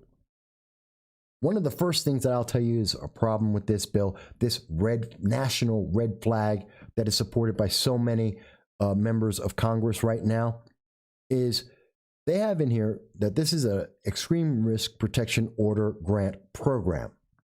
Before I say anything else about it, this bill, the government is going to pay your state to take away your guns. They're going to pay $100 million over 5 years so the government can come to your house and take your firearms and take away your kids. Let me say that again. Under this bill, and I want to be very clear, under S-292, which is being offered by a Republican, Marco Rubio, this bill will pay, the government will take your tax money, it will give it to your state, and your state will be required to get that $20 million to use that to take away your Second Amendment rights, to take away your property without giving you a day in court, and they will take away your children as well.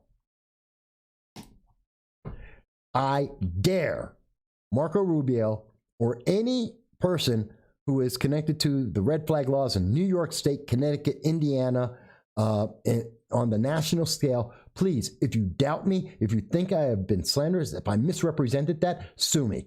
Please, please, let me go to court. I want to go to court on this.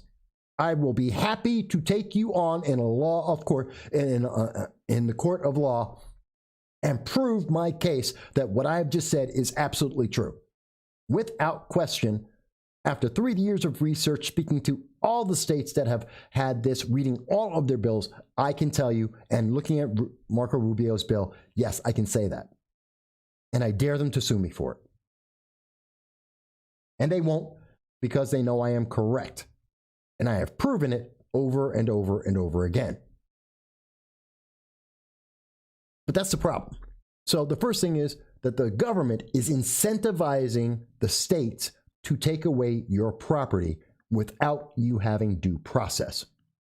The key to all red flag laws, the one element that is always true in every single bill, you don't get told when the government, whether it's local government or federal government, when they show up at your door, knocking on the door going, give me every firearm, all ammunition in this house right now. You no longer have a Second Amendment right to that property.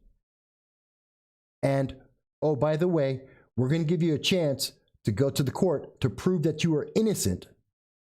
But until you prove yourself innocent beyond a shadow of doubt, we are violating your Second Amendment rights, your Fourth Amendment rights, blah, blah, blah.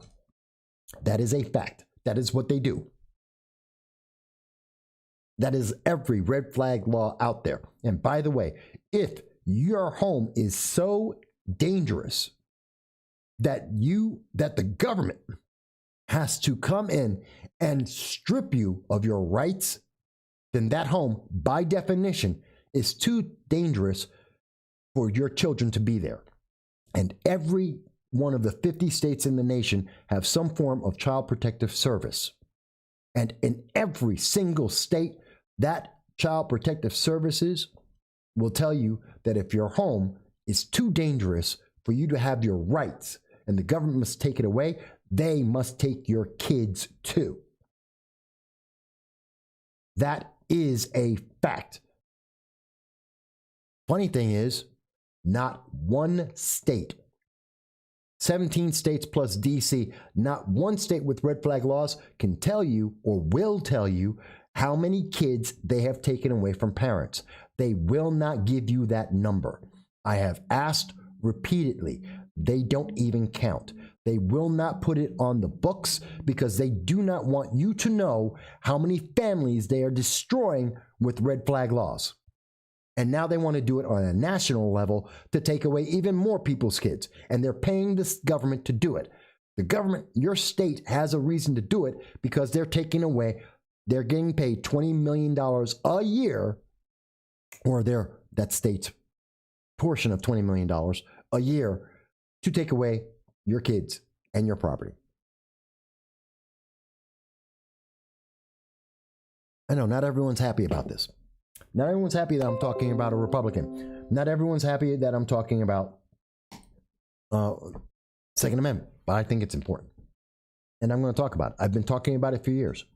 I've been fighting an uphill battle in New York State about this. I've yelled at state assembly members, state senators, members of Congress, and I'm going to keep going. I'll never stop fighting the red flags because they are dangerous and they set a precedent that you will not be able, you will be punished. You will be punished before you actually have ever committed a crime. Before anyone is even alleged you have made a crime, you're punished. And that punishment is not just your property, it is also your reputation, your job, your family, your kids at school. It has massive consequences, and it has literally caused people to kill themselves, which is one of the other things that red flag laws are supposed to do, is lower the number of people who kill themselves. And that factually does not happen, not in any single state. Connecticut was the first state with a red flag law since 1999, and there is no evidence of that.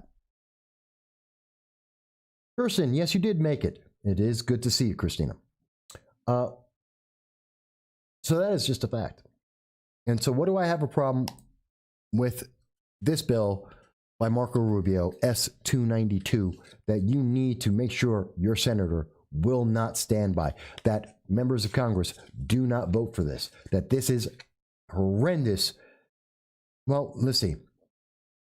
Besides the fact that it's going to take away your kids, besides the fact that it denies you the right to face your accusers and uses no due process, the next big thing that I have a problem with, and they don't say it here, is they do not explain that, and I'm just looking for an instance of significant danger. This is to be used if there is a significant danger. Here it is. In section 1A1. Significant danger of causing personal injury to himself or others. Really?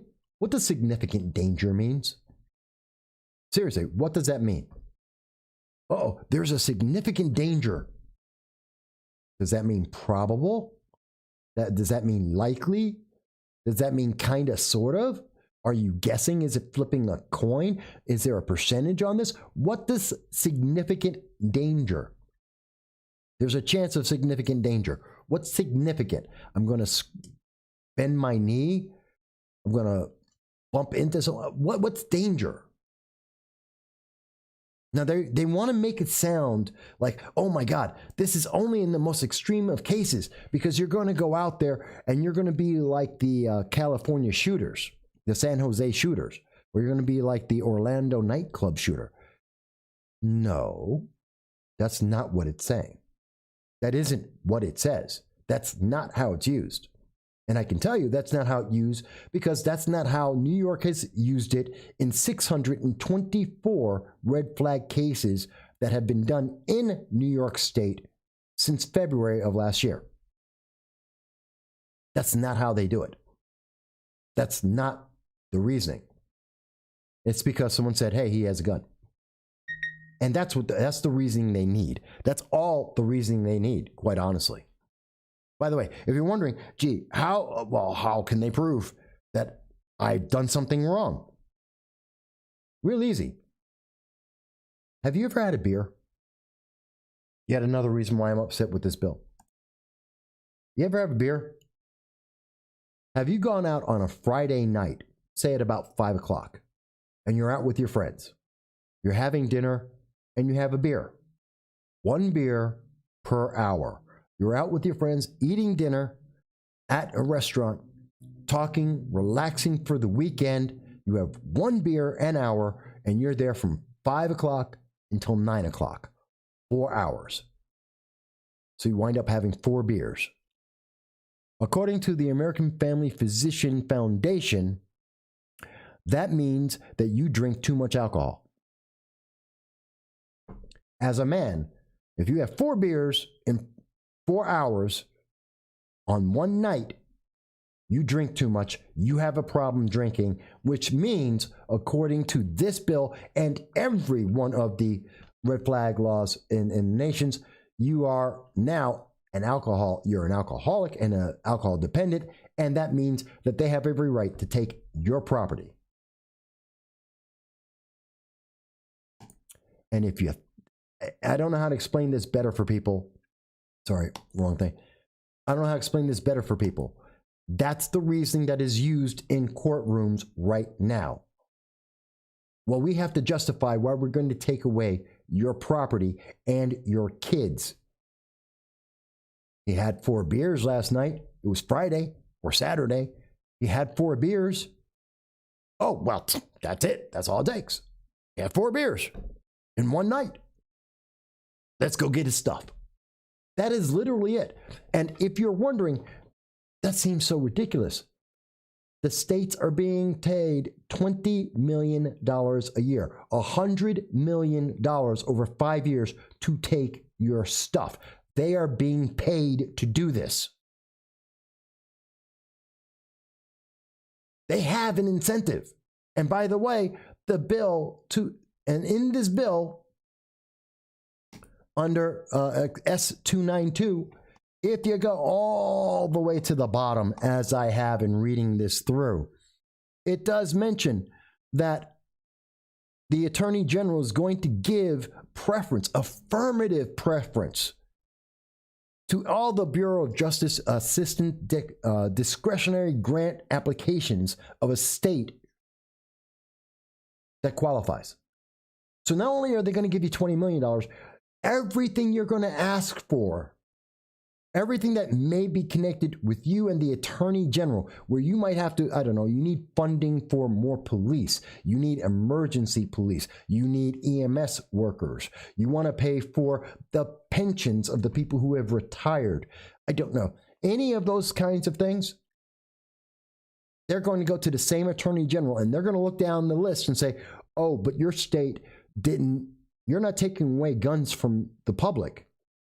You don't get that money. That state, they are taking guns away from the public. We're going to give them the money we would have gave your state. That's how the government works. That is what they are going to do. And a Republican is leading the way on this. His name is Marco Rubio. A guy who I generally like. I hate his position on red flag laws. And the scary thing is, because he's a Republican, many people will say, blanket, oh, well, he's a Republican, I'm going to support him because I agree with him on, say, immigration and immigration control and so many other issues. And you'll say, oh, great, I support that. And now then you're going to tell your senator, go back, do what he's saying, because he's a good guy. And I haven't read the bill, but he's a Republican, so follow him. Go ahead and do this. And the next thing you know is your government's knocking on your door without warning, saying, give us your kids, give us your property. Oh, and by the way, go to court and we'll see if we're wrong. I don't know how. Tell me how that's not terrifying. And yes, Christina, yes, that is real. 4 beers. They will cite that in court. It is a legitimate reason, and it is a reason that is cited in Bill S292 that states that if you have a drug or alcohol problem, that they can use that against you. That is a verifiable reason. So if you got in an argument with someone, if you get in an argument with someone and they have ever stayed at your house, which would then qualify as living in your house, if they're there for Thanksgiving and they had 4 beers while the family was together on Thanksgiving Day, and they got into an argument over a football game, and one person says to another person, "I will beat your butt," while he's had 4 beers in that time, and there happens to be a firearm in that house, you can now have the government come to that house, take away their firearms, and take away their kids because that is justified. That's what that law says. Can you imagine that? You went there for Thanksgiving, qualified as being a family member and living in the household, and you had 4 beers, got in an argument about football, and the next thing, the day after, instead of Black Friday, you're going out to go and buy some stuff. Black Friday is the government showing up at your door at usually somewhere between 5 and 8 a.m. in the morning, waking you up saying, "Give us your stuff, give us your children. By the way, go to court, find out what happened." I am terrified. Yes, Lacey, I love you, Lacey. It's good to see you. I always love having you around. And by the way, let me say this again very clearly for everyone watching and anyone who may see this later. And yes, people do use this as a clip. I don't mind. I will say this very clearly about this bill. If Marco Rubio, if any of the members of Congress, if the news media want to sue me and say, "I am taking this out of context," if Facebook wants to try and say, "We're going to fact check you," I have done the research for 3 years, 8,000, I have 8,000 word, 20-page reports on this. I am willing to go to the wall. Sue me. Please do. I want to go to court on this. I want to have the press and the public aware of the truth, because you're being lied to. You're not being told the truth, and this is important. Yeah, I know. It's unimaginable. And it's absolutely true. And by the way, many of these politicians know that this is a bad law. Many of these politicians know that this is the consequence, that it is that easy to abuse this law. They know that. I have interviewed them on the record. I have published it where several have said, point blank, they know this is a bad law. They know it has problems. They know that it's violating your rights, and they voted for it anyway, at least in New York State. So, I'm upset. Now, let's try and understand that in context with everything else I've been talking about today, and try and put this into wraps. So, on one hand, we have on one hand, we have a government that is actively trying to destroy our border, destroy our rule of law, that is giving special status to non-citizens and punishing American citizens for living by the rules and the laws that we have already established. We have a leader in our nation who is actively, even as he is weakening the American people, he is going out and he is trying to pick fights with multiple countries, several of them superpowers, a couple of them who have promised to absolutely eliminate all life in America. Democrat, Republican, Libertarian, Conservative, they don't care. And he's picking fights with all of them at the same time. And at that same time, he is also falling up the stairs, instilling all the confidence that you could possibly imagine that comes from watching a 78-year-old man stumble up a flight of stairs. in what was essentially a fresh breeze. And then at the same time, we have China saying the U.S. does not have the qualifications to say it wants to speak to China from a position of strength. I wonder why they would think that. Why would they think that America is no longer strong? They never said that. They didn't say that to Bill Clinton. They didn't say it to George W. They didn't even say it to Obama. They didn't say it to the last guy, whose name often triggers Facebook. But they are saying it to Biden 2 months in. Iran has already killed an American through its agents in the world. And Joe Biden, he blinked. He didn't go after Iran. He didn't punish Iran. Punish Syria. He goes to Russia and says, you're going to pay. Russia's like, try it. We won't even have a debate. We won't even go face to face with Russia. Yes, and Michael Bowie mentions it's 3 times. Yeah, in the video that you can, and you'll see it in the links along with everything else we've talked about today. But in the video in the links, you'll see, yeah, he stumbled 3 times. I mean, literally, a fresh breeze completely destroyed this man. I mean, would you be scared? Would you be saying, oh, I got to listen to this guy. He's serious. Ooh, I'm impressed. I'm in trouble now because, he's going to fall over on himself when he remembers that he's the president. Because usually, or consistently, he thinks Kamala is president. Yeah, I like that one. Mike versus Biden debate. That would be funny. And I would do it. You know what? Especially on the subjects that I talk about, yeah, I'd be happy to have a debate. I'd debate any of our elected officials. They want to talk about gun control, I'll be happy to talk to them about it.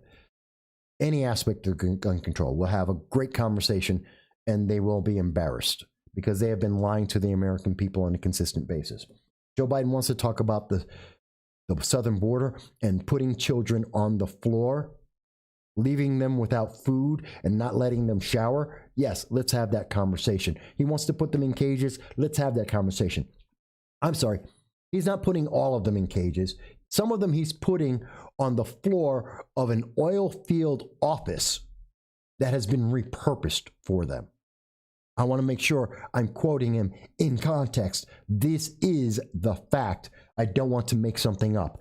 It's not just the cages that Obama created, but it's also the oil field office room floors, because they have nowhere else to put the kids. And we have even more of them coming down the line because Biden invited them. When the Congress said, the Democratic-led Congress said, hey, we will give $1,400 checks to illegal children, to illegal immigrants. Let me correct myself there. And they said, and we're not going to require a COVID test for them. Then, yeah, you said pretty much open up the doors and said, come on, send your kids on over. And I don't blame them. Again, let me be clear. I don't blame parents who are in Venezuela and have to choose between my kid's going to starve, the Venezuelan socialist government's going to shoot my kids, or I can send them to America where the worst life they could possibly have is still dramatically, massively better than the best life I can give them here. I can't blame parents for making that decision. I see that Lacey mentions that, quote, we choose truth over facts. Yes, that is a Biden quote. And that goes perfectly hand in hand with another quote that I love to mention, Alexandria Ocasio-Cortez, who said, some people are so picky about being precisely, factually, semantically correct. But I want to be morally correct. She wants to have her feelings instead of actually the facts. And it appears that Joe Biden heard that and said, that's a great idea. Let me tell the world about how I feel, and let's see what they do. Well, so far, China's not buying it, and that isn't working out well for America because they're building up their military. We're watching Russia. They're laughing at us right now as their president is probably in the middle of a lake right now doing the breaststroke. It's not working with Iran because they sent some people to kill us already, and they're going to send more because they had no reason not to. Syria's pissed off because every time Iran does something, they get more drones dropped on their heads.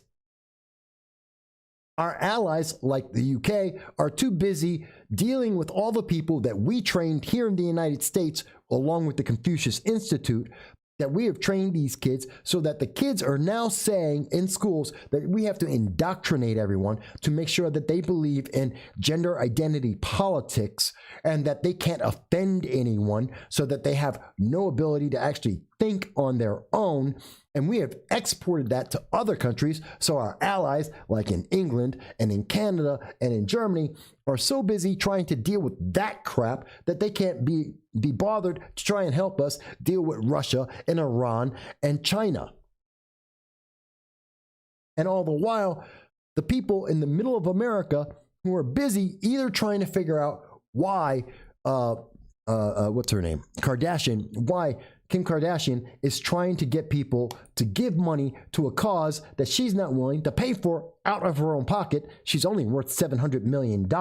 It's only $97,000. She could pay for that out of her interest and still have a better party than any of us will have in a year. She could spend, her interest is more money than you and I will make together, combined.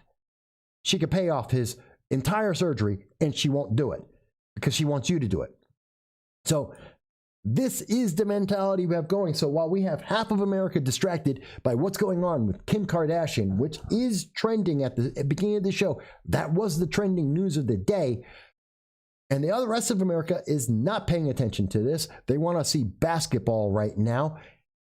And our country is going to hell in a handbasket. So I really appreciate the fact that everyone has been watching this and being involved, because this is what matters. Okay, a couple more comments. And one is asking, by the way, I know I meant to ask this and we've been talking for a little while, but Larry, I did want to double check that I was trying to answer your question about the Capitol and tearing down the fences. I know you said you agree. I just want to make sure that I did answer your question clearly there. I do try to answer it clearly. I thought I did, but I want to make sure.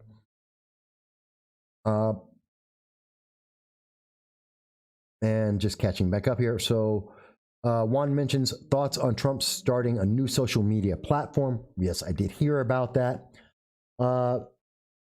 He's a businessman. He's an independent person. Let him.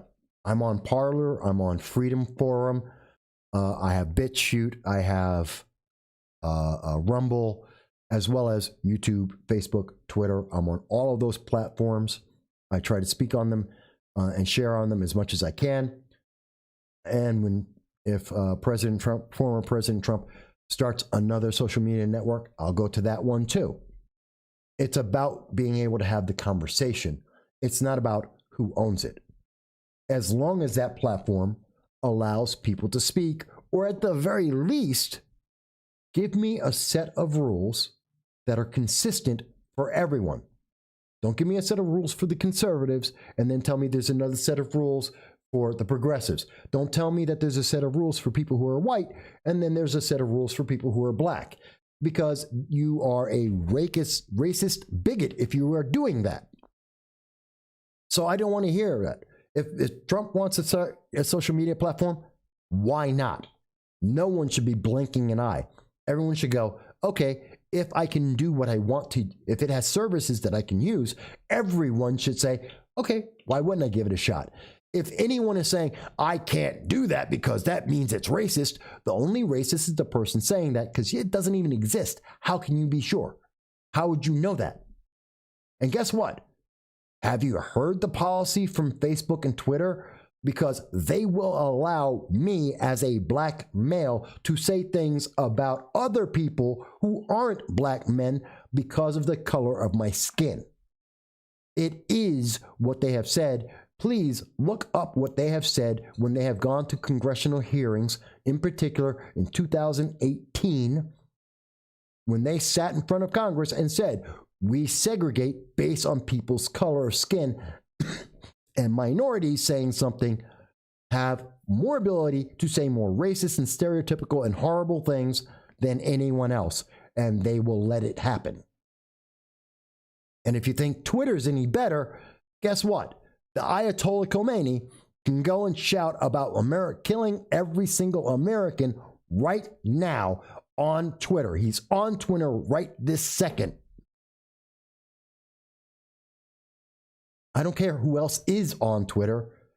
They let Ayatollah Khomeini, a man who is in charge of global terror around the world and has threatened Israel and America and said that he wants to eliminate us, all of us, the progressives too, and he's on Twitter and other people aren't. And that's based on politics. I'm sorry, there's something wrong with that. So that's how I feel about President Trump's new social media platform. Christina mentions, I would love to see you debate that geriatric Biden. That would be funny. That would be funny. Ben Shapiro did, in fact, say, quote, facts don't care about your feelings, end quote. And it's true, and they shouldn't. And anyone who's basing their decisions on feelings instead of facts, I am pretty sure more often than not, you're going to wind up with a pretty bad result, and it's not going to turn out well. Lacey mentions, are we headed for a bear market? Yes. Will the economy crash under Biden? Yes. Second half of 2021. And I have an article, a video that I did explaining all of the math on that. Literally go to No Soundbites Allowed on YouTube. If you also go to Rumble, I believe it's on there as well, where I'm going, it's the predictions for the economy in 2021, second half. And yeah, you're going to see the economy crumble. Absolutely. We already have people right now who are starting to say that the economy is going to have a problem. By the way, one of the people who also say that, Larry Summers. Larry Summers says that now. I said it in February. But he's saying that this is the least responsible thing that you could possibly do. And in response, Paul Krugman was mentioning that that he doesn't agree that there is stagflation. That's what Larry Summers, who worked for President Obama, so this is an Obama appointee, Larry Summers, has said that we're going to be going into stagflation. Paul Krugman, who has been wrong on almost all of his major economic ideas for the last 7 years, is now telling us that he thinks it's going to be all fine. There isn't going to be any inflation. Are you kidding me? Have you been to the store lately? Paul Krugman, I understand. He makes a ton of money. The man gets paid in 6, if not 7 figures. I get that. He's not living the same life I do. He may not notice that the cost of milk went up, that the cost of meat went up. He may not notice that it costs more money to go to McDonald's and get a meal for one person. It's like double. It's doubled in like 10 years. He may not notice. I know he has a chart that he can look it up because I can. It comes from the St. Louis Federal Reserve. And if you look it up, you'll see that the price of the American dollar has lost somewhere around 30 cents of its value from January 2009 until today. And the more money that we put into this government, the less our money is worth. And inflation has been doing nothing but a steep increase, especially during the last year, 2020, where it was insane increases in inflation because of the COVID crisis. So Paul Krugman, who is an economist, no doubt, is sitting there saying, hey, it's all going to be great. Don't worry, because, Biden's a good guy. Biden may or may not be a good guy, and I've listened to his racist comments for 47 years that he's been in office. Essentially, almost entirely my lifetime, more time than most people who are watching this video have been alive twice, times two. Average person watching this is half as old as Joe Biden has been making racist comments. So maybe Paul Krugman thinks he's a nice guy. Maybe Paul Krugman thinks that this is great for the economy, but I am pretty sure that he has no idea because he doesn't live like you or me. And apparently, Facebook, YouTube, all the media, they hate me picking on Paul Krugman.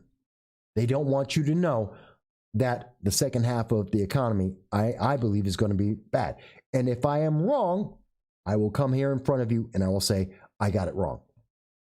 But I'd rather for you to be prepared. Go back, look at my February video talking about the predictions for 2021 and prepare accordingly. Michael Bowie asked me, Bitcoin or gold? I don't like Bitcoin. Gold. I like gold. Just as an aside, I'm not telling people to buy either one. I have nothing I can't even speak about that. But what I can tell you is Bitcoin is a digital currency, and I do not understand what is the asset that backs its value. Gold has a value because there's an asset there. Bitcoin is an idea. But there are millionaires because of Bitcoin. I would never tell anyone, don't try and become a millionaire. That's not for me to say. I don't understand it. Doesn't mean it doesn't make money. Just means I don't understand it. And if I had to, and I was worried about the economy of the world, and that could include EMP strikes in various parts of the world, once you lose the computer, you lose the Bitcoin. A bar of gold is a bar of gold. So that's my choice. As it seems, I know it's lagging out right now because they really hate me. And by the way, if people are wondering, well, Mike, what do you know about the economy? What do you know about investing? I was a stockbroker. Never had a lawsuit, not once. I've had one complaint in my entire stockbroker's career. And yeah, I can do economic analysis based on so many of the same figures that Paul Krugman did. And I've watched them be wrong many, many times. So yeah, I do have some understanding of what I'm talking about. Otherwise, I wouldn't say it. I just wouldn't talk about it. And again, I'm not telling you to do anything economically on my value. I'm not a stockbroker anymore. I'm not getting paid for that. So I'm not telling you to do anything. I am telling you this is what I feel. So we've been on for about 2 hours and 17 minutes. I'm going to wait about 3 minutes. Let's keep going for 3 minutes. By the way, folks, if this is the first time you've been on the show, you've made it 2 hours and 17 minutes with me, thank you. God, I appreciate every single one of you coming into the show. If you come to the show late, I appreciate you. I thank you for saying, hey, let me try and catch at least some of the show live. I love it. If you haven't, or if you have friends who weren't able to watch this late, please go out and let them know. They can watch this. It's on YouTube. It's on Rumble. It's going to be on BitChute. It's going to be out there so that they can see it. And I do look at all the comments when people make and do respond to them. I hope you appreciate it. I hope you've liked at least part of the program. Please like it, share it. And if you can, please absolutely subscribe. It is vital. When you subscribe, that gets this out to more and more voices. And the shadow banning that you see where they sometimes throttle it so you can't see anything going on live, that stops. Because it gets out to more people, whether you agree with me or not. I'm not saying people from the left can get on here and talk, and they can call in or leave their comments. I have never banned anyone. I don't want to ban anyone. I want to have a conversation, and you can tell me I'm wrong, and you can tell me what you think, and we can all learn from that. Just like and as an example, Mike Bowie, I have a friend of mine, a very good friend of mine, who is super knowledgeable about Bitcoin. And he tells me about Bitcoin all the time. He actually digs for Bitcoin, I think is the term. And he has a generator for it and all that. And so he's told me about it. And, you know, I rely on people who know more than me. How do I learn? How do I know what I know about Bitcoin? Because I ask people questions. That's how we learn.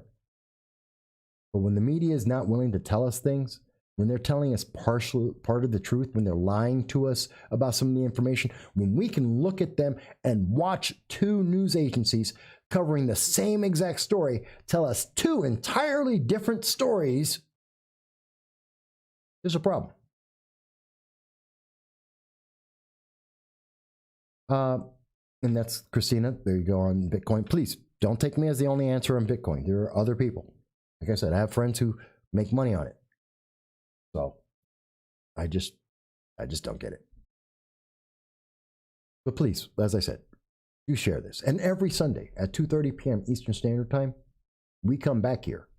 And I know there are people who are in Britain on different time zones, in Germany, in Peru, Canada. They're on different time zones, so they can't see it live with us all the time. That's okay. Watch it afterwards. Leave your comments. Still, subscribe and share. Let people know. That's all I ask for. And that's why I come back every week, to be with you. Not to be famous, not to be rich, because that hasn't happened in 15 years. I don't expect it to happen. But I do expect to be able to have a great conversation. And there is no way I don't have a great conversation when I get to talk to you every week. I honestly believe that. Otherwise, I wouldn't be doing this 10 years later. But with that said, folks, we've been on for about 2 hours and 20 minutes. And I think that's a pretty good day. So I'm going to let you go. I know there are people who want to watch some basketball games out there. Some people want to catch up with the Kardashians. And if you're like me, I'm going to go to my local pub. I'm going to grab a beer and relax with some of my friends. Christina says, I have been using the Pi app for a few weeks and I have 60 already. All I do, okay, yeah, that's how Bitcoin works. So there you go. But I'm going to let you guys go. I'm looking forward to seeing you on Sunday at 2:30 p.m. Eastern Standard Time live again, because we do it every week. And in between the week, like we did this week, we're going to have some more stories out there covering the news and giving you an honest opinion and an honest coverage and honest commentary in context. Until then, folks, I want you to be well. I want you to have a great week. And I'm looking forward to speaking with you again next week. Thank you.